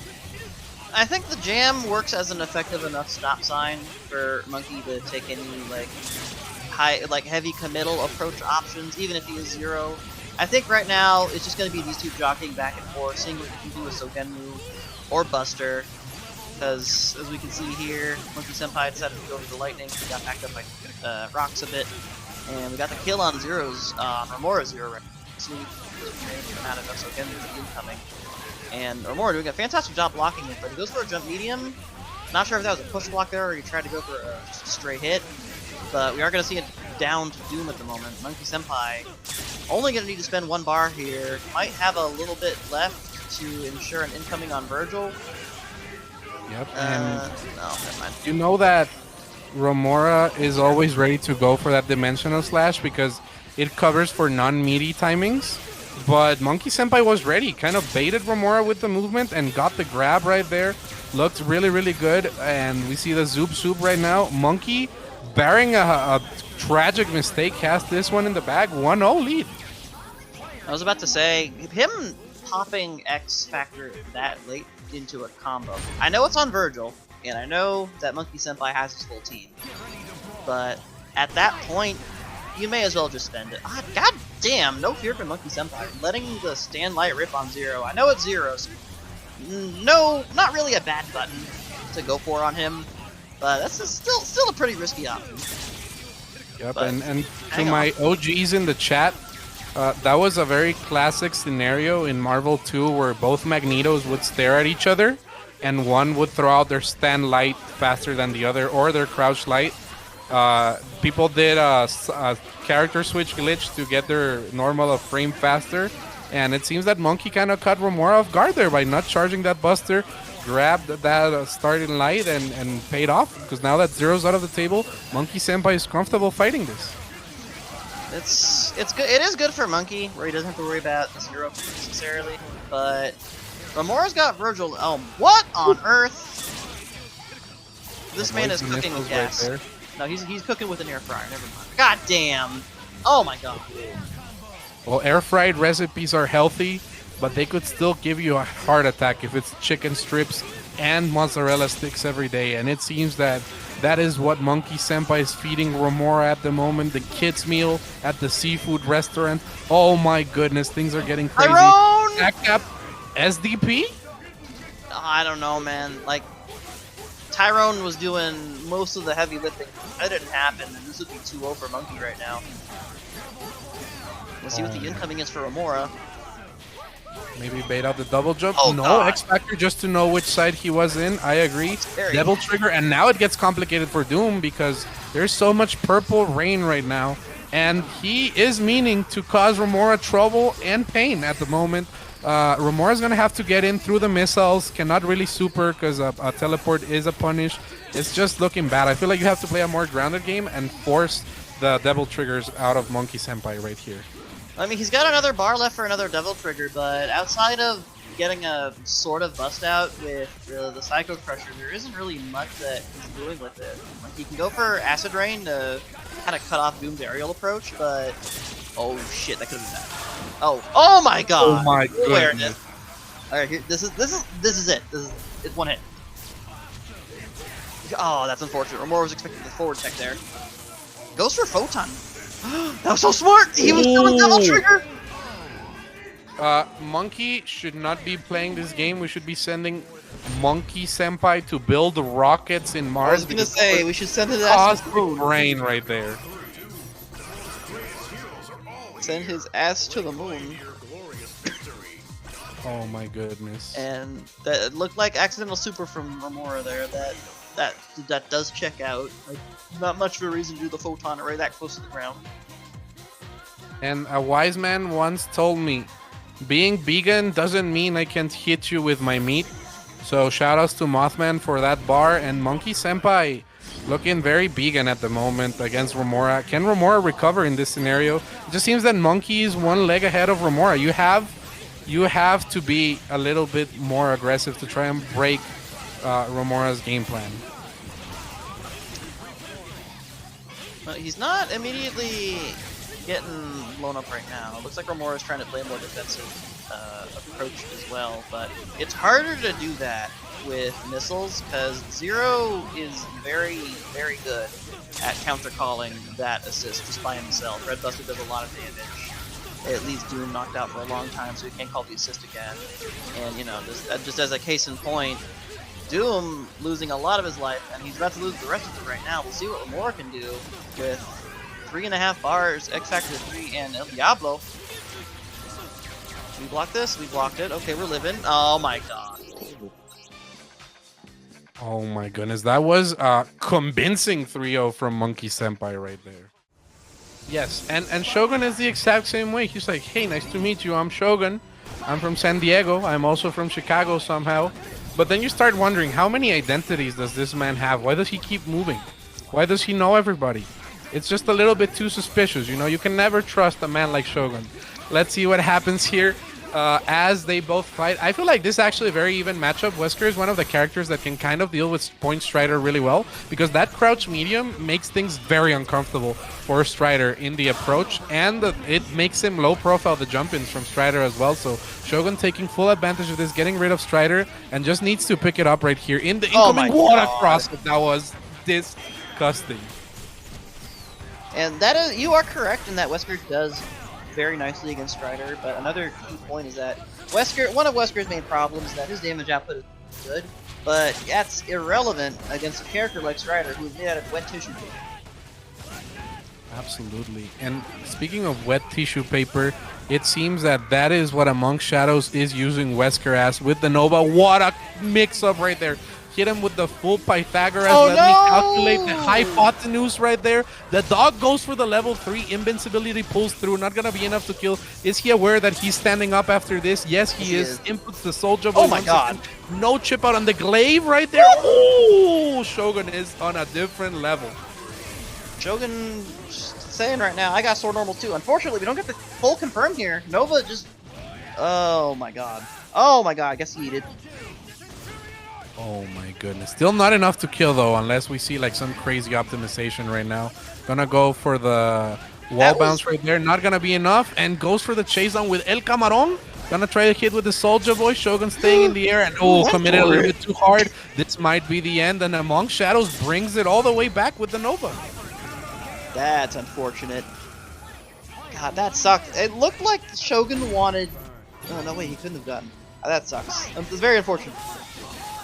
And, ooh, nice teleport there with the bolts falls back.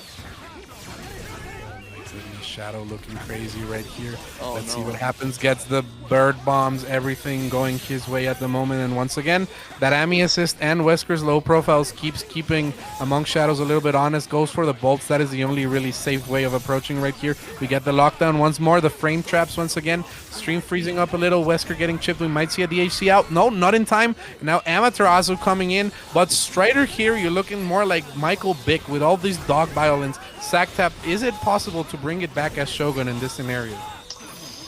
It is if Shadows gets a drop, which he just did. Alright, oh, that was smart. That was smart, but is it worth it? Oh, that was worth it, because we got drop-emos. The raw tag! Oh, no. That was a Yuli tag if I've ever seen one. Oh my goodness. And now that Nova's out of the picture, that was a key player in Among Shadows' game plan right here. Oh, swinging, no fear whatsoever with Doctor Strange. I will say, that is one thing with Shadows in particular that I experienced playing him in a couple different sets.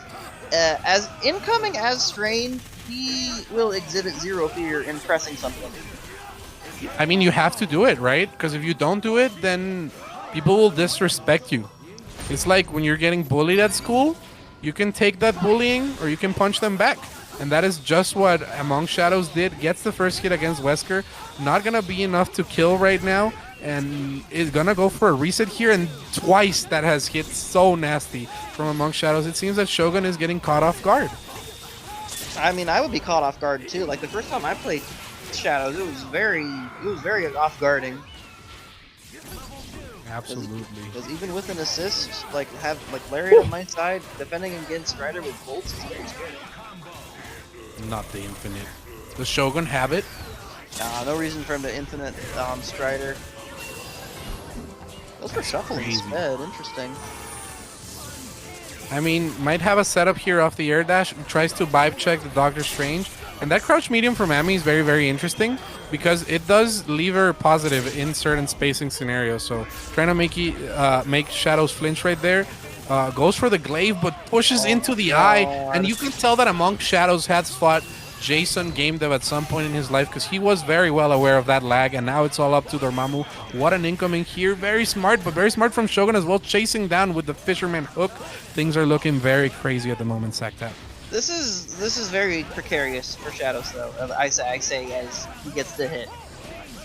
Because popping X on Dorm before he pops his X can be one of the most frightening scenarios in Marvel, because you gotta eat all of that shit. But fortunately for Shadows, doesn't have to deal with shit. Advances in losers top 8, yeah. Losers top 8, 3-0, take Shogun out of the tournament. GG's to I think that Yuli really has to go for those early snaps. And Yuli does have the Modok experience. He lives in the same city as two-time Evo top 8er Fruitsy. So let's see if that Modok experience helps out against this different game plan that Mothman is exhibiting at the moment. We see the aggression here on Yuli's side right here, going for the snipes on Morgan and just trying to get the hit. Mothman looking really strong at the moment, building that meter, but Yuli unrelenting. Let's see if that happens. Gets the confirmation. That was beautiful. Catching that landing from Modok. And he's looking more like Darren at the moment. Zoop, zoop, zoop. Will you snap though? Or do you just go for the TAC tech as Yuli? At this point, it was a little risky going snap on Phoenix, because if she did block, that would have guaranteed Dark Phoenix. I don't blame Yuli for just going for the kill. Although, breaking the TAC there, oh, that wasn't break, that was just a drop. God damn, wake up Shadow Blade, okay. Oh my goodness. We see the pressure right here. We see the dive. Nice catch from Yuli. Mothman trying to escape, but I feel like Mothman is content with this. Goes for the side TAC again. Catches Morgan once more, and Phoenix is going to tag in, but can you take away that meter? Can you prevent the Dark Phoenix from happening? We'll see. I mean, we do have the tech. Zero does have the tech. Nice crouch medium. And once Zero's gone, I feel like this matchup swings dramatically in Mothman's favor, but just kind of catching the jump. Beautiful Sona and guessing the patterns right there from Yuli. Gonna go for the dimensional slash because why not, but the trap stops it. Virgil slicing through the Phoenix trap. This is a classic, and oh my goodness, Helm breakering, spending that X. The swords are gonna be active, but you don't really have the anti-Phoenix right there because the swords are about to run out. Goes for the rapid slash, swords once more, and Mothman doesn't get the jump H in time, so Yuli clips him, and this is a 1-0 lead. But let's not forget the latest quote added to Kevin Ha's quote bot, which is Mothman being a vegan doesn't mean that he can't hit you with his meat, you know? Sorry, it's late, chat. I am a man with 3 brain cells and they're both working overtime. Let's see what happens here. Oh my goodness, Yuli with the chase down once again. I feel like Mothman needs to make Modok and Morgan put in a little bit more work at the moment, sacked up, because Yuli has been just denying the entire game plan on Mothman's side.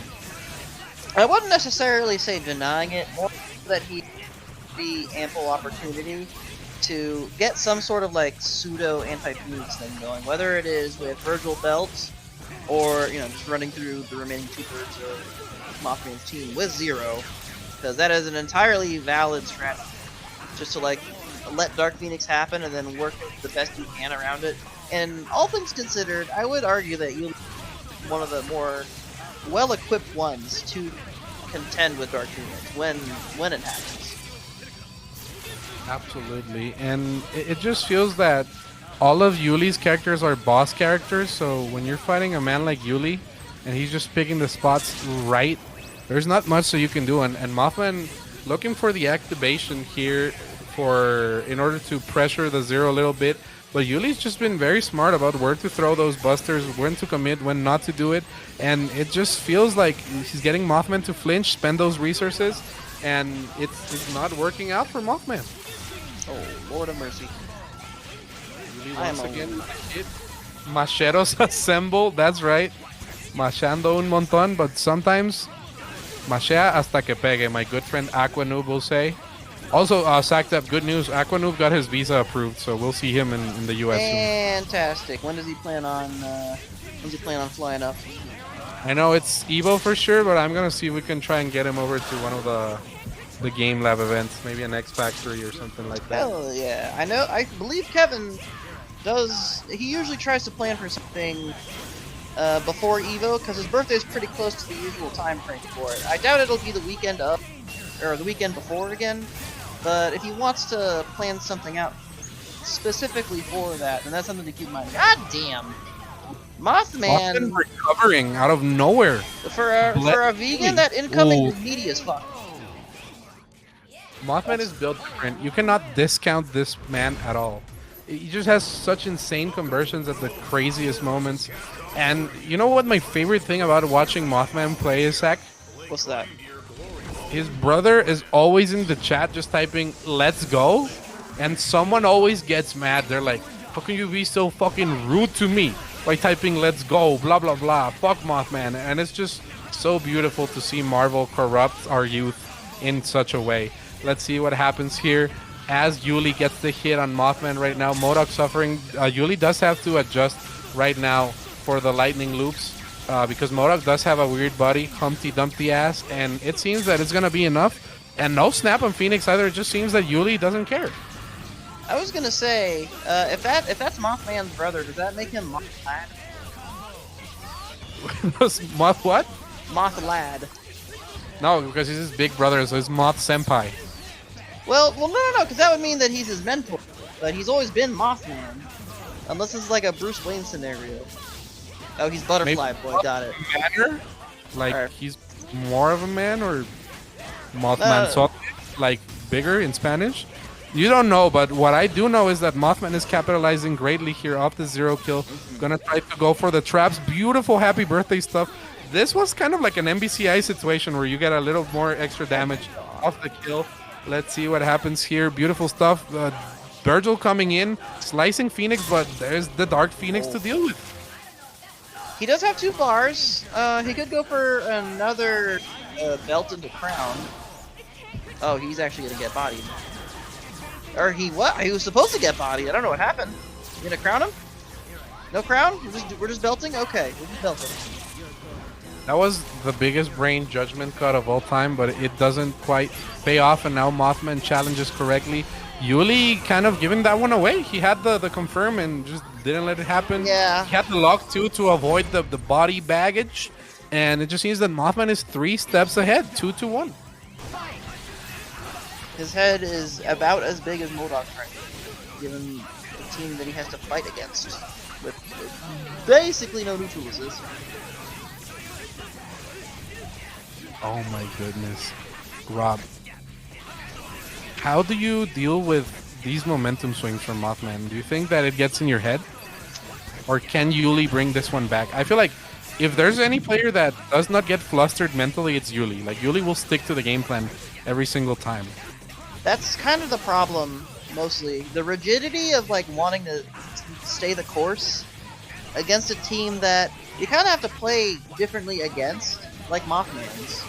Escalante, and honestly myself, have a pretty good mindset so far as how to approach that matchup. Target Morgan. Target the assist call. I know people say, you know, she comes out too fast and she recovers too quickly, but you have the entire, like, assist call itself to recognize that she's being... Oh my god, Blue! That was almost the smartest thing in the planet, but Yuli just didn't believe. And if Journey taught me something, Randy Jackson Senpai did say, don't stop believing, and that's what Yuli did, and now this could be the entire match thrown away. Yuli just had it. He had the 2-2 right there and just didn't let it happen, Rob. I will say that with Dark Phoenix already popped and Yuli coming in with X Factor 3 and almost 3 bars Virgil, things could definitely be worse. Like, It could always be worse, yes. Oh no, unless he loses a bar to getting hit. The chat's saying, we have a Virgil, but is your Virgil good enough to open up Mothman? Just feels hard to deal with. Mothman knows all the right spots to be in, goes for the challenges right here. That Morgan is nice. Do you go for another rapid slash? Goes for it. Mothman blocks it. It finally gets it. Still a little bit of X Factor left, but is it gonna be enough? Goes for the same side, tries to chase up Morgan. Was that planned? What? There's no way that was planned, right? What a reset! Oh my goodness, Yuli is the smartest human in planet Earth. Do you crown her? Do you go for the chip? Well, he can't get the crown because he doesn't have right cards. here? Oh my goodness, is Yuli bringing this one back? The thing might be over. No, it's not. Yuli brings it back. Jesus Christ, this is why this game is amazing. Because you think you know what the fuck is going on, but reality is nobody knows what the fuck is going on. Not the commentators, not the players, nobody. When Yuli's on the screen and he gets the hit on MODOK after, it seems that Mothman is against the ropes. That was the unstoppable that was the unstoppable force, right there, ladies and gentlemen. Oh my god, a Yuli tag! Doesn't quite capitalize off it though.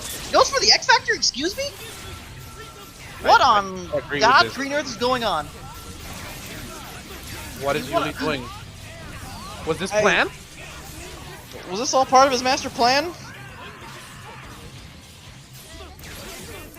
Chat, I need a minute of silence for this match. This is some Boruto ass. I don't know what the fuck happened there. That was interpreted. Yes, I killed the 7th Hokage, and I will kill you now. That's what's going on right here. Oh my goodness. Goes for the up TAC twice. Mothman just gonna activate. No activation, just goes for the zoning. I respect it, but Yuli without X Factor is a little bit maimed right here. Let's see if something can happen. Oh my lord. The pressure is just unreal. The lightning just put there, reading Mothman, and we're gonna be in another situation where Phoenix activates, but what is the condition? It's a lot more favorable for Yuli now, even though he doesn't have X Factor. He is working with 2.5 bars, unless he gets hit like that. That's very bad. We do have the double jump helping out Don. Oh no, he went for the jump S! What are you doing? What are you doing? I feel like you don't X here, do you? No, he You does. do, you do. Yeah, he X's, he wants to save the bar. No reason for him not to. Especially if he potentially gets mixed out by Virgil. Oh no. Oh my god. He goes for a jump heavy. Low. And Yuli made everyone believe, but in the end, Mothman is godlike. It's him and his talent. Thank you so much, everyone. I'm forever in debt to you guys for helping me to change my life for the better. You guys were right. Mothman really is God, and I will. That's insane. I've never seen anything like this. And I've also never seen Shadows against Escalante. It might have happened once or twice. Most likely on Parsec, because these two live on different sides of the continent. But Shadows running Point Nova, which, you know, honestly, that's probably the optimal order for the team he's playing. And he's doing a fantastic job rushing that shit down on Escalante. Getting a hit on Magneto, goes for a snap rope, kills Doom, pretty much taking out the damage right there. I think that's a very agreeable game plan with the Point Nova. Precisely because I think Strider kind of excels in the back against the Morgan team, and you kind of want that assist to kind of keep her honest, keep Magneto honest, and let Nova just go for the Soldier Boy pressure without having to spend that X. Yeah, get that cursor out of here. I saw that. Oh, was that almost? Okay. Oh, that is a birthday. Okay. Oh my goodness. Among Shadows is just so on point with this. Gonna get the spell of the Shanti DHC. And I just can't believe this. Among Shadow was very, very convincing here against Escalante. Can Escalante recover from this? The Nova against Morrigan match is one of the quintessential UMvC3 matches. The first time I ever saw it being played at a high level was when Nemo showed up to the US and he's like, oh, I money matched everybody. He money matched Chris G, took his money and showed us why an aggressive Nova is such a huge threat with those bolts of Balthak in the back. You know what's funny about that? Speaking of Japanese Nova players, you know who's picking up the game? Goichi. That is correct. Damn, you're Yes. following that too. Nice. I'm concerned. I'm actually kind of terrified about that. Okay, get the not, because to me, when we play Marvel, nobody's a god. We're all just victims. So let's see what happens here. Speaking of victim of the tortilla hitter right there with the crouch, light is Escalante. Oh my goodness. Escalante trying to escape, but Among Shadows is so aware every single time. That air-to-air was kind of godlike, actually. Are we bringing in Strider for the point? No, we're keeping in Strange for the incoming. Fair. Good lord. Shadow's kind of running through the second round with about as much efficiency as the first. USA did lose a lot of money that day, Neo, and Mexico and Japan did win a lot of money. That trip was basically free for a lot of us. We knew the sauce was coming. And right now, we see the hit here from Among Shadows against Escalante, and it seems that Escalante has not been able to weather through the Among Shadows pressure, but sometimes all you need is a little miracle right there in order to get back into the game. But Shadows just going for that pressure, and it's not working out. Escalante is in trouble. Tell the people about the Springfield. So in Mexicali, Baja California, people call the Dr. Doom's Fear Flame the Springfield. Just like that. Why? Because that's what it sounds like. So I encourage you guys to do the same. We need official terminology for Marvel. And right now, Escalante getting goddamn. that snipe on Strider, but the Soldier Boy covering perfectly. Yeah, there are a few things like in this game for sure. Like whenever you get the DHC in with, I don't hear Yule burn. I hear human. Didn't only Champ have a rematch, Neo? Because Chris and Nemo didn't have one, if I remember correctly. Let's see what happens here. Sack tap. It feels hard to get in on Shadows, and especially when he goes in the aggression with those rings of Ragador, and Dr. Doom is just getting tossed around like a ragdoll in this moment. 3-0 amongst Shadows, very, very convincing. Good lord. I mean, yeah. Yeah. That's, yeah. Yeah. God, if only East Coast had a Nova. Doesn't East Coast have like 10 billion Novas? Yeah, that's the joke. That's the joke. Okay. That's the Yeah, thing. Oh everybody- man, if only West Coast feels like. Not like no disrespect to Remora, but it does feel like if like how to put this? It feels like a bit of a slippery slope as far as the mental goes. Like if he starts getting frustrated, it can gameplay, and once that first step happens, it kind of just starts rolling out of control. Right now, he's doing a very good job. Like he's being conscientious about the Mothman assist calls for Shogun, and like he's basically got Dark Phoenix at this point. He's keeping the offensive in on Shock. He got the hit. Gonna decides to snap though. I'm not. Wait a minute. Oh yeah, no, it's guaranteed. I'm not sure. For the down TAC, maybe gonna go for the side or a crown after. Not enough to kill, and that birthday. I'm glad that Remora didn't pause right there, because that could have gone very, very differently. And it just seems that Remora is ready here. No confirmation. Was a weird hit for Virgil, and suddenly, all of a sudden, just Mothman is back in the game. God damn, crouch heavy. All right. Yeah, no, Remora's still got faith in the game plan, like for sure. Even if Dark Phoenix is loaded up, a lot, like all of Mothman's team is basically leading at this point. It might behoove Remora to potentially bring Zero back in, however, because letting Virgil die this early, like Zero can be an okay anti-Phoenix check just by virtue of existing. God damn, I'm triples getting the confirm there for Mothman. Modok about to go Dorito down. didn't come out there. It might have been a grab as well. It's hard to tell with Modok, because it's such a staggering like startup on the Dorito. But Phoenix is still in the picture. How does Mothman choose to activate here? Goes for the mix, but Remora blocks it, and this could be the way back into the game for Remora. Pops the early X to save to give Virgil life back. Oh my god, the blocks. Mothman calling more, gonna get a little bit of meter. He might need to pop Yuli field at some point once X runs out, and it's about to. But on the bright for side, the high right there, challenges on Virgil. Gets the chip out. This is a dead Phoenix. That's right. That's enough hit stun. And Remora putting one on the board here against Mothman. Very back and forth. 26 seconds on the clock, but Remora manages to edge it out. oh. Yeah, we'll see what happens here, Mothman. Just getting right back into it. I feel like what was crucial was Remora blocking that first mix from Mothman after the explosion. That was very solid defense and awareness that it wasn't his turn. He shouldn't have taken it. And this confirmation right here was about to be brutal. Does get the pickup right after. Morrigan does get called though, getting that little extra meter, but we are going to have to see a snap here unless Remora decides to go for the kill. Confident in his mix-up game? No. Just goes for the snap, and Phoenix might be out of commission right now. Most likely. It's hard to drop the kill combo on a 375k character. 380, something like that. I've seen things sacked up. Oh, that was about to be an insane confirm from Mothman, but Remora just manages to escape. We see the pressure right now.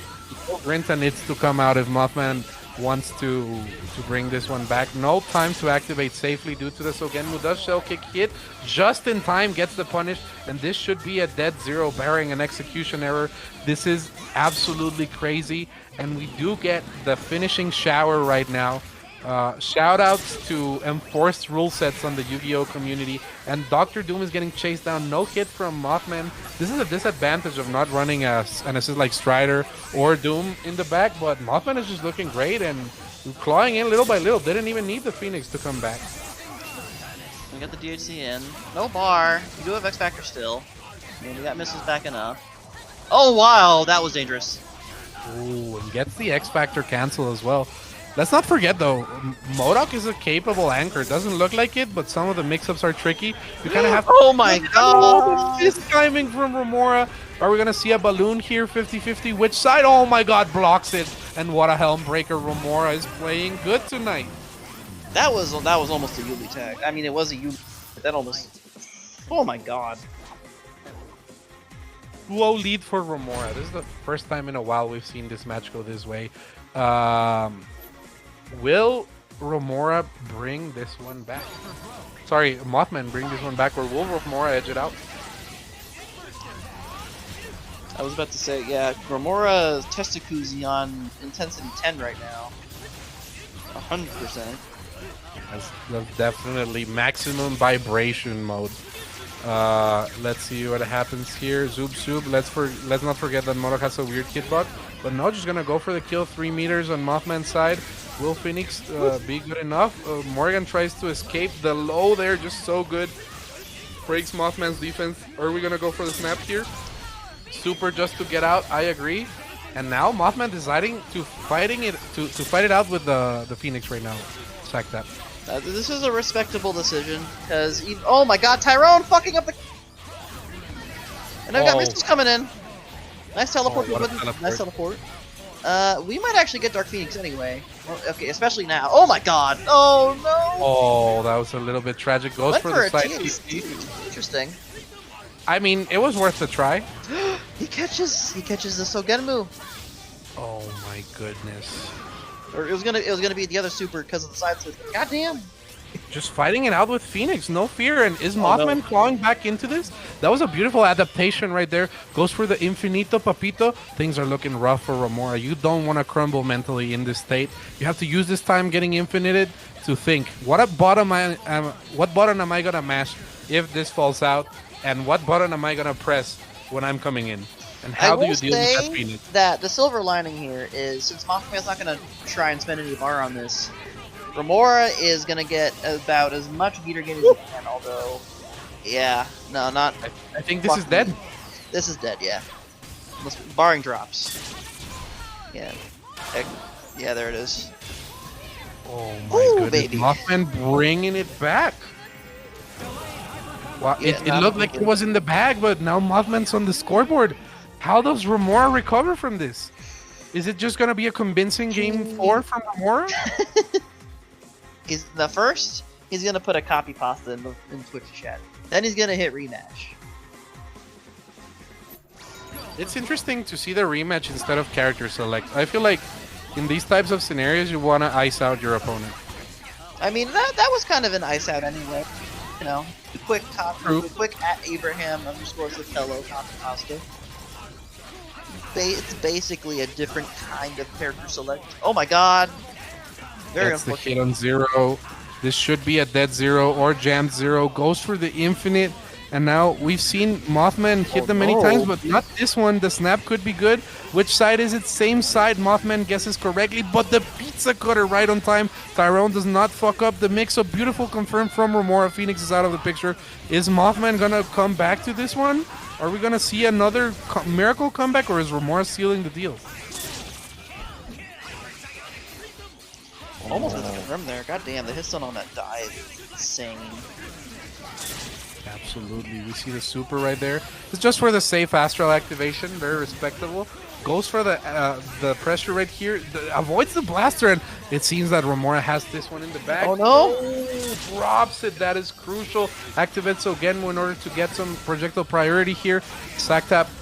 Is this gonna get thrown away? Potentially. It's not great, because Mothman's just stalling for time right now. He wants to make sure it's possible, and at this point it's just free damage. He can probably, yeah, missile super here. just kill right off the bat. Zero's gonna lose a little bit. I'd say, you know, Remora. Oh god, he wanted anything but that. And we're not getting an income. Oh my god, smart stuff. Remora presses the button, activates Cucaracha mode. Does Mothman guess here? Access. We see the rapid slash. Mothman can't evade it, and Remora takes the win right here against Mothman. What a set. That was so close. 3-1. Remora advancing into the next round. That was a close one. Remora. I can't believe what we just saw. Remora beating the Sophie's choice right there. Goddamn. Really good X Factor cancel by making sure that he saw the anti-air or whatever. The bike has to be working. And we see the red versus green here, very Christmassy colors for both of our players. DXP against Monkey Senpai.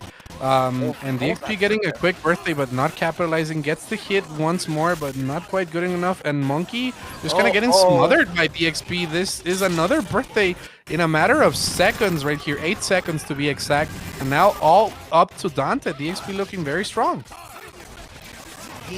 Yeah, I mean, that is the nature of... That is the nature of DXP's team, where these kinds of round start situations are within the realm of possibility, and it's something to keep in mind and potentially prepare for if it does happen, in which case you might be in trouble anyway. And DXP in trouble right now, letting Anchor Dante run wild. The problem with Anchor Dante is that he needs a total amount of 75 hits in order to make a comeback. But Shredder being made out of wet paper is good. DXP with the X Factor guard cancel right there, looking real nice. Orbs activation right here, very, very good stuff. And DXP managing to save this one from becoming a tragedy. Monkey Senpai, a very strong Dante, but Dante's still Dante. It's a limited character. Let's see what happens here. It seems that we have some audio issues. We're gonna try and fix them. Production in HAVENGERS Tower is working hard for it. And shout out to everybody watching. I was gonna mention, if it's audio issues, and guys, because that's just my mic being really, really bad. I'm not sure if it's game audio. Then yeah, make sure to let Kevin know. Otherwise, don't worry. It's just me having poverty equipment. Shout out to poverty. Press 1 if you know what it feels like to go to sleep because you're hungry. Press 2 if you do not like getting blessed by DXP in the corner with a happy birthday. And press 3 if you're enjoying tonight's Winners Finals, because it is sure to be a great show. What a pickup. Oh my goodness, we see the YOLO Boro activation. Does Monkey get the block right here? Yes, but gets opened up after, and DXP with the confirm, and then unconfirms his own combo. He's flailing, and Monkey Senpai going for the $1 million to ice out that X, and maybe trying to force a bad situation. Interesting there. I guess DXP was expecting the X Factor there, which is why he did not go in the first place. It doesn't look like it matters too much, though. Yeah, there it is. I'm kind of realizing, and the moment I say it, it's probably not going to happen, but this top 8 has been pretty fast, all things considered. Enterprise has been a lot of buzz ass. The only not 3. Oh wait, no, Mothman versus Yuli was very even. Rather, I should wait. Was that top 8? I don't remember. I can't do math. I'm a Marvel player. We don't it was, yes. Oh, okay. Then yeah, that was the only like I'm not gonna say wash, because honestly, it could have gone either way. Oh my God, zero fear from DXP. He sees Shogun, he sees Zero dashing in. I'm gonna crouch heavy that motherfucker. And that's a Yuli tag if I've ever seen one. So aware every time. I mean, another element of it is that these two play fairly frequently, so I wouldn't be surprised if DXP is aware of some habits on Monkey Senpai. Just decides to go for the least expected at that point. Ooh, and that trade is beautiful for DXP. Gets the confirmation. Dr. Doom should be dead. Goes for the Plasma Beam in order to make the combo a little bit more comfortable. Get more sword hits right there. And oh my goodness, we see the side switch and the pickup from that X Pride.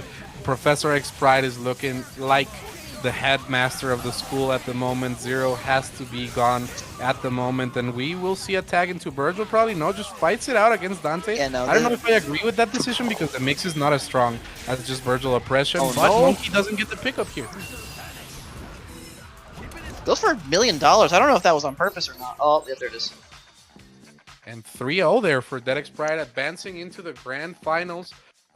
We see the Nova first. Does Remora just flail at Nova, knowing that there's not much that Nova can do until he sets up the shield and maybe a safe assist call? It seems that Remora is really good at picking his spots, and it's what's taking him so far in this tournament. But amongst Shadows, calling that assist right there, trying to catch Remora off guard. The hitbox was there, the jump H looking immaculate for Remora at the moment. And Shadow's going to have to rely on that Doctor Strange. I think it's a little difficult to say because you don't really want an option that's locked behind meter exclusively, but Nova Zero, it feels like your most reliable option in that scenario is to just do Human Rocket plus assist. Like with Vajra, it's a lot more manageable. If you get the hit, you can get the kill, more likely than not, if you have another bar left over, but it is extremely rough. Yep, and at the end it dropped and it just kind of chipped out among Shadows. So that could have been a next opportunity, maybe try to get back into the game, but Remora is just doing the single player mode, activating it. Let's see what happens here. We see the Zoop Zoop. Nova living on a prayer though, surviving, gonna try to land safely with the Strider. But no, Remora's just ready to swing. Strider assist call is being navigated through the Soulja Boy once more. And we're gonna look for a chip out right here, not letting Among Shadows call any assist. And Remora goes for those blue busters to try and, you know, jail time the Nova from Among Shadows a little bit. Nagamoto doesn't even get a chance to come out, but there is a cosmic weight to Doctor Strange. Lets him drop out, and Remora picks up the hit right after. Sack that bit's all down to Strider at the moment. Yeah, it's... I mean, he's got to block, he's got to take the income first. X Factor's a little early. Runs into Shogun again. Nice link from the Shogun there with Crouch again. Oh no. Get optimals from the droptimals. What can we do here? What can we do here as Shadows, though, other than not get hit? Well, you probably have to fight for those 3 meters, but it's rough. Gets hit in 3 different trades in a matter of 4 seconds, so Remora definitely edging it out here. I would like to see the point Strider from Shadows. I feel like there's nothing wrong with trying, because Remora seems comfortable blocking whatever Shadows is trying to do at the beginning. Maybe. It feels like Strider isn't as good at forcing his way in as Nova can be. Like even with teleport and beam assist backing him up, it's just rough because if you risk. Oh, that's unfortunate. This could be an opportunity for Shadows right now, trying to avoid those missiles. Doctor Strange getting hit every time he's being called, and the pickup right there. We see the punish. Gonna stay safe after that launcher. Among Shadows just trying to get Strider out of danger right now. And Sack, it seems that Remora is just going for that bullying on Nova. Nova not really being able to do anything here against all these missiles and zero pressure. Honestly, as much of a bully as Nova, he is actually pretty susceptible to being bullied himself when he's put on the back foot. He's pretty tall, he's got below average health, he doesn't have any true reversals, and his only... Like on the defensive, he can go for like a max grab because all of his throw options are very good. And you know, absolute worst case scenario, he can try for a snap. But when he's on the back foot, he's susceptible. He's susceptible. Oh no! However, the missile right there, sabotaging Among Shadows. Kind of had the hit, had to go for the YOLO confirm into level 3, but didn't quite believe. And unless Remora drops, this should be game. We've been seeing so many 3-0s tonight. This is absolutely crazy. Shadows couldn't really deal with the Neutron style right here from Remora as he advances into the losers finals to run it back against. I'd like to see a more patient Remora for this one. And Neo is right. We have like at least 5 names. Why do Mexicans have so many names, you ask? It's so when your mother gets pissed at you, you know she's pissed at you. Like, doesn't Pablo Picasso have like 15 names? What's up? Doesn't Pablo Picasso have like 15 names? Yeah, I believe his full name, if I can do it from memory, is... what was it? I'll fact check you. Okay, let me see. So it's Pablo Nepomuceno José Francisco de Paula de los Remedios. Fuck, some bullshit like that. I forgot, but yes, that is true. Latinos get 5 billion different names so your mom can scold you better, just like Monkey Senpai scolding Remora in the corner right now, making the Zero show look good. Oh my goodness, Virgil gets hit as well. Monkey just looking strong. Monkey looking immaculate right now. You think when zero players get sweeps, they feel a sense of regret or remorse? They're like, this is what I do to people. No, I just feel like they don't feel. You know what? Much like robots themselves, they don't have supposed to. So here is Pablo Picasso's full name. I googled it. Pablo Diego José Francisco de Paula Juan Nepomuceno Cipriano de la Santísima Trinidad Ruiz y Picasso. Thank you. I had it pulled up as well, but I was probably going to butcher it for Kingdom Come. So I appreciate you covering my back for that. No, that's good. I'm your other 83% Mexican. I was gonna say. No, exactly. Oh my goodness. Monkey Senpai once again getting the hits on Remora. And it getting him out. feels like Monkey knows something about Remora that even Remora doesn't know himself. However, Remora does get the better end of that scramble, gets the hit there on Zero, and now it's up to Doom and Dante, but I feel like whoever wins the .0 war usually wins the match in these sorts of scenarios. I agree, and this is the first time I think I've seen Remora on the advantage here against Monkey Senpai, counting both sets. I could be misremembering, but we're killing Doom here. Popping some good move early to get that sweep coming. Tyrone bailing out Monkey Senpai there, but it doesn't matter. We got the air cooker. We're gonna pop X Factor to ensure the kill. I wouldn't be surprised if Remora just goes as simple as possible. Just bust her lightning and get him to zero. ABC 1-3 is the best option. Goes for the banana boat level 3 right there, looking good. And I was just thinking, how mad do you think Pablo Picasso's mother, who is apparently named just Maria Picasso, had to be in order to call him his full name as a kid? Like, don't stick that fork into the electric plug. Like, what could he have done to piss her off that bad? He could have, you know what? He could have woken up one day and told his mother, "Mama, I want to play Iron Man, Marvel 3." And she just went, Pablo Diego José Francisco de Paula Juan Nepomuceno Cipriano de la Santísima Trinidad Ruiz y Picasso. Vuelves a decirme esa mamada y te pego con la chancla. And that is precisely what both of these players are trying to do at this moment. Monkey Senpai is having the lead in the meter department. Remora has the lead in the health department, but not anymore. That was absolutely crazy. What a mix right here from Monkey Senpai with that confirmed. And now Remora has to guess. You don't want to be in the corner against a player like Monkey. Beautiful guess. Puts Monkey back in the corner, but kind of have to fight it out. Oh my goodness. Remora putting himself back in this one, Zach. It is a little precarious because we're working with no barring. Oh, X Factor. Oh. Nice confirmation right there. Kind of funny because no, no hard kick. We got Stand Heavy instead. Oh my goodness, are we gonna get the confirmed with the missiles? No, it was kind of uncomfortable. Oh, he sees teleport. Doesn't get the hit though. So Neo saying esa mamada means a good thing, but nope. It all depends on context. In the Spanish language, for example, the word mama can mean at least 30 different things. And speaking of mama, ay madre si eres Remora en estos momentos. Let's see what happens here. Virgil getting blessed by Dante. Oh my goodness. This is bad. Tags in Doom for the mix. I agree. And now Remora has to block at least 3 or 4 layers, but doesn't go swinging instead. Monkey was ready. And barring a drop, this could be a 2-1 lead. I believe it will be a 2-1 lead. Oh my god. No, I know you said mamada. I just said madre as an example. But for example, mamada can mean blowjob, or it can mean bullshit, or it can mean stupid shit.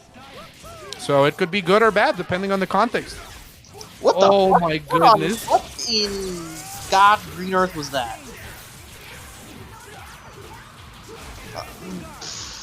Monkey Senpai with enough firms, but it's okay to get the chip out. 2-1. Both players definitely feeling it right now. Go to character select, makes sense. Gives Remora some time to cool off. Maybe consider an assist change, but Missiles was helping. Missiles was helping. That wasn't the issue. Yeah, mamado can also mean a strong person, like my friend Anabolic. Or no digas mamadas can also mean like, don't say stupid shit, you know, don't say crazy stuff. Don't make shit up. So Spanish is a very complicated language because context plays a big deal. And the context of this losers finals means that if Remora doesn't win another game, he's out of the tournament. Monkey has him against the ropes. He's beat him in winner's side one time before. Remora has to make something happen here. It's kill or be killed in the bracket. He's definitely got something to prove, and he's got a bit of an edge right now. Monkey Senpai is spending his first bar, and we almost got the kill there, but we got the drop from him. Absolutely. Yeah, and I like the use of the blue buster right there just to cover for the Doom assist calls. I think that was really smart. Remora activating Sogenmu to take the turn back, and it usually pays off, but Monkey Senpai kind of surviving right here. Will we see a tag? Yes, it is. Oh my god. Cover for it. Gets away with it though. So I do the main thing I see from as far as adaptation goes, Monkey Senpai does enjoy as Zero kind of hanging out at that just below super jump height and kind of floating around with Lightning and Buster calling assist call. Remora is doing his damnedest to make sure to cut off that airspace preemptively with his own Lightning. Oh Jesus. Are we getting the hit? No, not quite. That was so interesting. But it paid off. And yeah, the timing was a little awkward there. It wasn't really much that I think I could have gotten. But this is really bad. Doom is low. Zero may as well be about as low. Dante's healthy, but Monkey has no meter. He does get the hit on Remora. Oh, and it's cool. I didn't even notice that. Oh my god. Oh my goodness. This could be it. Wait a minute. It seems that... Wait, is he... Why didn't he pause? Could have lived. He does! Oh, you goofy motherfucker! Oh! Oh my goodness, not like this. It could have swung a different way. Oh. Wow, it hurts. It's okay. He's saving X Factor for the Salt Tab guide. That's for the Twitterverse. For now, we got Grand Finals going. That's Factory 3.7. Monkey Senpai from losers fighting up against DXP, and Monkey going for a more grounded game here against DXP, which I appreciate because last time Monkey was taking to the air a lot, and DXP was just kind of making Monkey crumble on the defense right here. DXP going for the round trip glitch. Monkey Senpai recognizing the point where he could escape, going for the second gap right there once again. But it just kind of feels that Monkey, once he runs out of meter, he starts running out of ideas. So I would like to see a bit more moving forward with the Sogenmu projectiles to try and get the positioning advantage as well to force DXP into a bad scenario right now.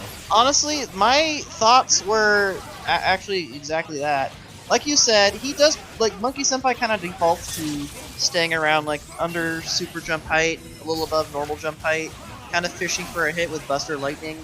With DX Pride's team in particular, Vajra does a really good job stopping that. And if Monkey Senpai tries to go out of his way to, counter call or, counter the Vajra assist period, it can be a little scary because DXP has zero about swinging his big dick sword normals around, going for help, essentially picking up with X Factor, Rising Sun, High Time. Yeah, and that's why you kind of have to close the gap a little bit. I feel like the optimal point that where you want to be fighting this matchup as Monkey Senpai is you kind of want to be in that mid-range where you can dash back from the Virgil normals and maybe avoid the Strider call. You also have the option of jumping up in case of a teleport. Because if you're at full range, that's just free swords activation, free mix, and that is precisely what DX Pride wants. And at Zero, you have to be able to contest. Let's see what happens here. We see the Bajra. Nice pressure right there. And foot dive straight into the swords once more. It seems that Derek's Pride is just having a slight advantage positioning himself over Monkey Senpai. It's not that both players are like not making mistakes or whatever, or that they're both playing perfect, but I feel like that's what's edging it out for DXP. Just where he's standing on the screen and where he's choosing to press the buttons. Shit. Yeah, no, that's about right. Anyway, Monkey Senpai getting chipped up by Judgment Cut. Oh man, I think I'm starting to feel like Kevin mentioned that this bracket's kind of taking it out on him. I'm kind of feeling it too, admittedly, and I can't even imagine what time it is. Yeah, as a person that lives in the future being 2 hours ahead of West Coast time, and the past for the East Coast, 1 hour behind. It's tiring, but at the same time, this is a game I love, and I could do this all day. You know, I could commentate matches like this, try to analyze what our players are doing, and you know, just enjoy the game. Because there is nothing that brings greater joy to me, Sactap, than knowing that this is Grand Finals and potentially, you know, the last set of the day, but it's never the last tournament we see because there's always fight. Just like Monkey Senpai has the fight in him, he has that dog in him right now. The X-rays have come out. Strider and Derek's fight. Doom Monkey Senpai is not his strong suit. Monkey Senpai letting DXP get away scot-free with that block foot dive. That could have been a very, very fast kill. Give him 0. Doesn't even bother the X Factor to save 0 there. Don't look like he needed it, but he got clipped by the jump meet and Swift here. Because DXP, I know you've mentioned that his Doom is not his strong point, but Doom can still do shit. He is Doom. Doom is Doom. Doom is Doom. And Monkey, however, has a Doom himself, gets the hit. He's been going for the launches though, so we could see a potential drop, but no, adjust with the hard kick. This should be enough with X Factor and the Team Super right here. We see the Plasma Beam, and just goes for the Springfield to finish it up. And we're looking at a 1-1 scenario. This is the first game that Monkey gets a DXP throughout this tournament, so this could be the start of something new, just like Vanessa Hudgens said in the classic pop hit High School Musical. And chat, I feel like I'm soaring right now when I'm talking to you guys, so let's continue with this set. Derek's Pride thinking about things at this moment, and we're gonna go into the third game of the set. Happy Boo Boo straight up the beginning. It could have gone either way there, Sactap. We got throw tech and a crouch meet at round start. Honestly, like I said, there's not really a bad button you can press with 0. Just may as well go for it. It's probably the best crouch medium in the game, right? Pops X to ensure the kill. No, was 100% necessary. It's okay. We got Shogun, we got an X Factor. Probably gonna have to force the X from Strider. It doesn't instantly fucking disintegrate. And he does get to play. He got orbs up. He's gonna kill 0. This could bite Monkey in the back. There's a lot of X Factor time right here. Dr. Doom, the beefiest character here, but gets blessed. Gonna get deleted by the orbs, but the drop right there, crucial. Does he get to swing in right there? Goes for the eagle landing, just like Aeonian likes to say with Chris Redfield. We see the bomb, but Monkey gets out, recognizes what to do. Does he have the optimal combo here? Already spent that ground bounce. Gonna reset it with the DP medium. No, goes for the reset. I think he wanted Skydance again, but it's okay, because we got the hits. Never mind. We got orbs again. Oh my god, Vajra. No. We're gonna put orbs on, or are we gonna save the bar for Ragnarok? No throw punish too. Interesting. Yes. Oh my goodness. This could go either way. 54 seconds on the clock. Hooks in act. No. There it is. Yoloboro's active once more. I agree with that. Orbs to limit as much of double triggers efficacy as he can. Goes for the overhead. Monkey Senpai goes for the Helm Breaker. Checks the Strider right there, and 2-1 for Monkey. I don't know if he wanted wall clip. I think he might have been expecting a cross up there and wanted the satellite, but I could also be talking straight out my ass on that. Oh my goodness. And it seems that Monkey's grounded game is now forcing Derek's Pride into the air, and this is precisely what we were talking about Monkey looking clean right here. Gonna go for the zoop zoop. DXP might get the bracket reset on right now. Oh man, you think we can see in this point? I mean, if we see a snap on Strider, it's looking very, very bad here for DXP, especially because Sogenmu does give you that extra 2 layers of mix. There's 1, there's 2, Jam Session 3, and the 4th one is what gets DX Pride so rough to escape a 0 jam incoming right here, which Monkey has down to the wire, and this should be a dead Strider. DX Pride's Dr. Doom is the only thing keeping him from getting reset in the grand finals of this event at the moment. Goes for a photon array early on. I'm not sure what he wanted to confirm there. Monkey Senpai popping X a little bit. Surely he wanted to keep 0 safe, but oh my god. Let the flip dives rip. Gets to pick up with Buster Lighting. And Monkey Senpai about to reset it. Yep, it's looking like it. And as Fetus is saying, I can never predict the DXP match right there. Goes for the pause. Gonna go to options. Gonna go to offline. Maybe sometimes you have to visualize a word, you know? Like, you guys ever read that book, The Secret? Right now, DXP is using The Secret to try and get a happy birthday on Monkey. As Monkey's thinking about it, they're both here, you know, in the zone. Monkey's looking good for this set. DXP 3-0'd him. They're both analyzing what the options are for this final set. Very, very intense stuff. They both put each other in losers, and now it's time we crown a new champion for this week. I was gonna say I think this has Monkey Senpai entered recently. I haven't seen Monkey in a while, actually. Okay. Because I know he hasn't been able to appear offline, primarily because he's back in school. So That makes sense. This will be interesting to watch unfold. And for those of you that see that this is Grand Finals reset and are thinking to yourselves, "Oh well, when are we gonna get more Marvel on Avengers?" So I got some news for you. Tomorrow, we got palette swap Marvel, or as Wolf likes to call it. What did you call it? What do you like to call it? I like to call it Hanna-Barbera is just fucking Looney Tune shit. There. Yeah, Wacky Everywhere. Races Marvel. There you go. Like, I could name 3 random pop culture characters. You'll see them tomorrow fighting each other at the palette swap tournament. So we'll see what happens. Make sure to tune into that one. Like, I don't know, you guys like Leon Scott Kennedy? You guys like Vanellope Bunch Sweets from Wreck-It Ralph? Dick Dasher. You guys like, I don't know, Honey Boo Boo? They're there. Somebody already made the mod. We got So make we sure got to tune Joe in Biden. tomorrow. We got Joe Biden, the Strive player. Yes. Really good gear player. We got who else we got? We got Frankenstein just lying around. We got Werewolf Captain America.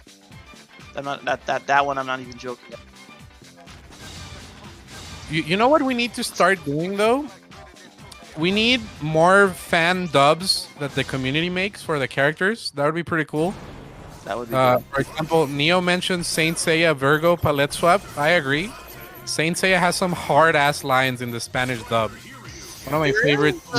I believe that Among Shadows made a similar mod for Dante that replaces the name in the HUD as well as the voice with Nero from Devil May Cry 4. That's pretty cool. I think we need to experiment more with voice lines, chat. You guys need to record anything. I got you. I can do the Sasuke voice in Spanish. Honestly, I can do the generic dub voice in Spanish. You know, you make And a right now, this reminds me of my favorite Saint Seiya quote ever. So this is how it sounds like in Spanish. He says, "Tú jamás conocerás a Dios, así como los cerdos jamás irán al cielo." Which translates to, you will never meet God, just like pigs will never go to heaven. And that is what Monkey's thinking right now as he's trapping DXP in the corner. Monkey's looking immaculate at the moment, Sakta. Agreed. Yeah. Oh my God, the no mix. Oh, goes for a Podrix. What the fuck? Hold on. Did you see that? Did you That see? was Did anyone else? insane. Did anyone else see that? Because it looked like that DXP got hit, but still managed to get the X Factor out and not get hit by Plasma Beam. If anyone can clip that, I would very much appreciate it, because that was some. That is one thing I can safely say I've never seen before in this game, and I've seen a lot of things. I was about to say, yeah. There you go, Tabs. Newsflash. You have him into Marvel 3. Surprise, surprise. According to Saint Seiya Dub, the pig from Charlotte's Web is not in heaven. It's somewhere else. Probably the big Wilbur? city or whatever the fuck. Yeah, Wilbur. Crazy. Spanish dubs go hard. My favorite one is the Naruto one. Because when Sasuke introduces himself, he says, Mi nombre es Sasuke Uchiha. Me disgustan muchas cosas y no me gusta nada en particular. Lo que yo tengo no es un sueño, pues va a convertirse en realidad. Voy a restablecer a mi clan y matar a alguien en específico. It's so edgy for no reason. Shit, It's the punish on hilarious. Podrix? Excuse me? What a punish! Incredible stuff. Oh, whoa, he almost... Oh, that's... Okay.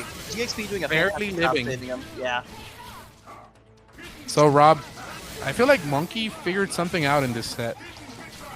He unlocked 50% of his brain. He pulled a Scarlett Johansson. I will never talk about this game, Kevin.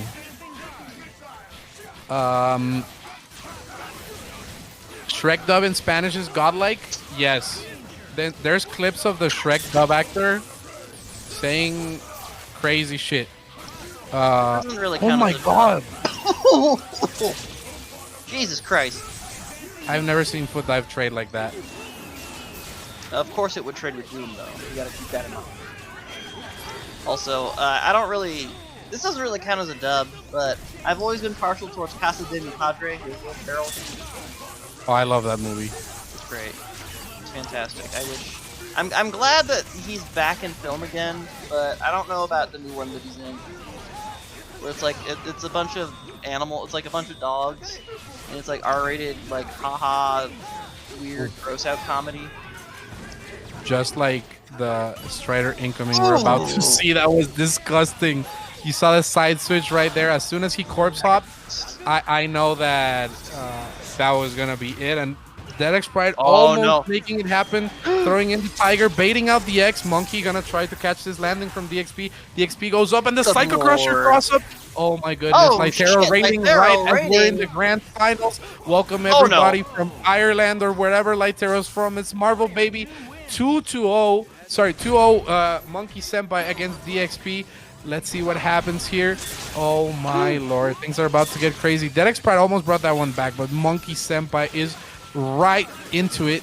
Let's see what happens. Locking down Virgil in the corner, no meter on DXP side, and just trying to swing for the fences. Oh my god, he's 100% swinging right now. Oh no, gets clipped on the way down. Might have been a push block there, a throw. Either way, Virgil about to go down. Does not even need Shogun.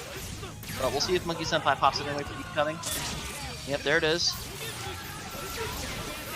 Look, blocking this asshole. He did? Actually, he did, yeah. Alright, yeah, you know what? That was words of encouragement. Fuck it, that's my OS. That is actually one of the most impressive blocks I've seen in a while. Honestly, yeah. I mean, say what you will about No, that was incredible Caveman. defense from DXP. Yeah, no, exactly. Like, you can't get away with playing like a caveman. Walk for your life. Oh my goodness. Let's see if Monkey manages to seal the deal here. You know that Monkey is looking out for that Strider, you know? Trying to force the tag, and as soon as he does that, Monkey activates Sogenmu, gets the punish, and this could be it. This could be the set right now, Saktat.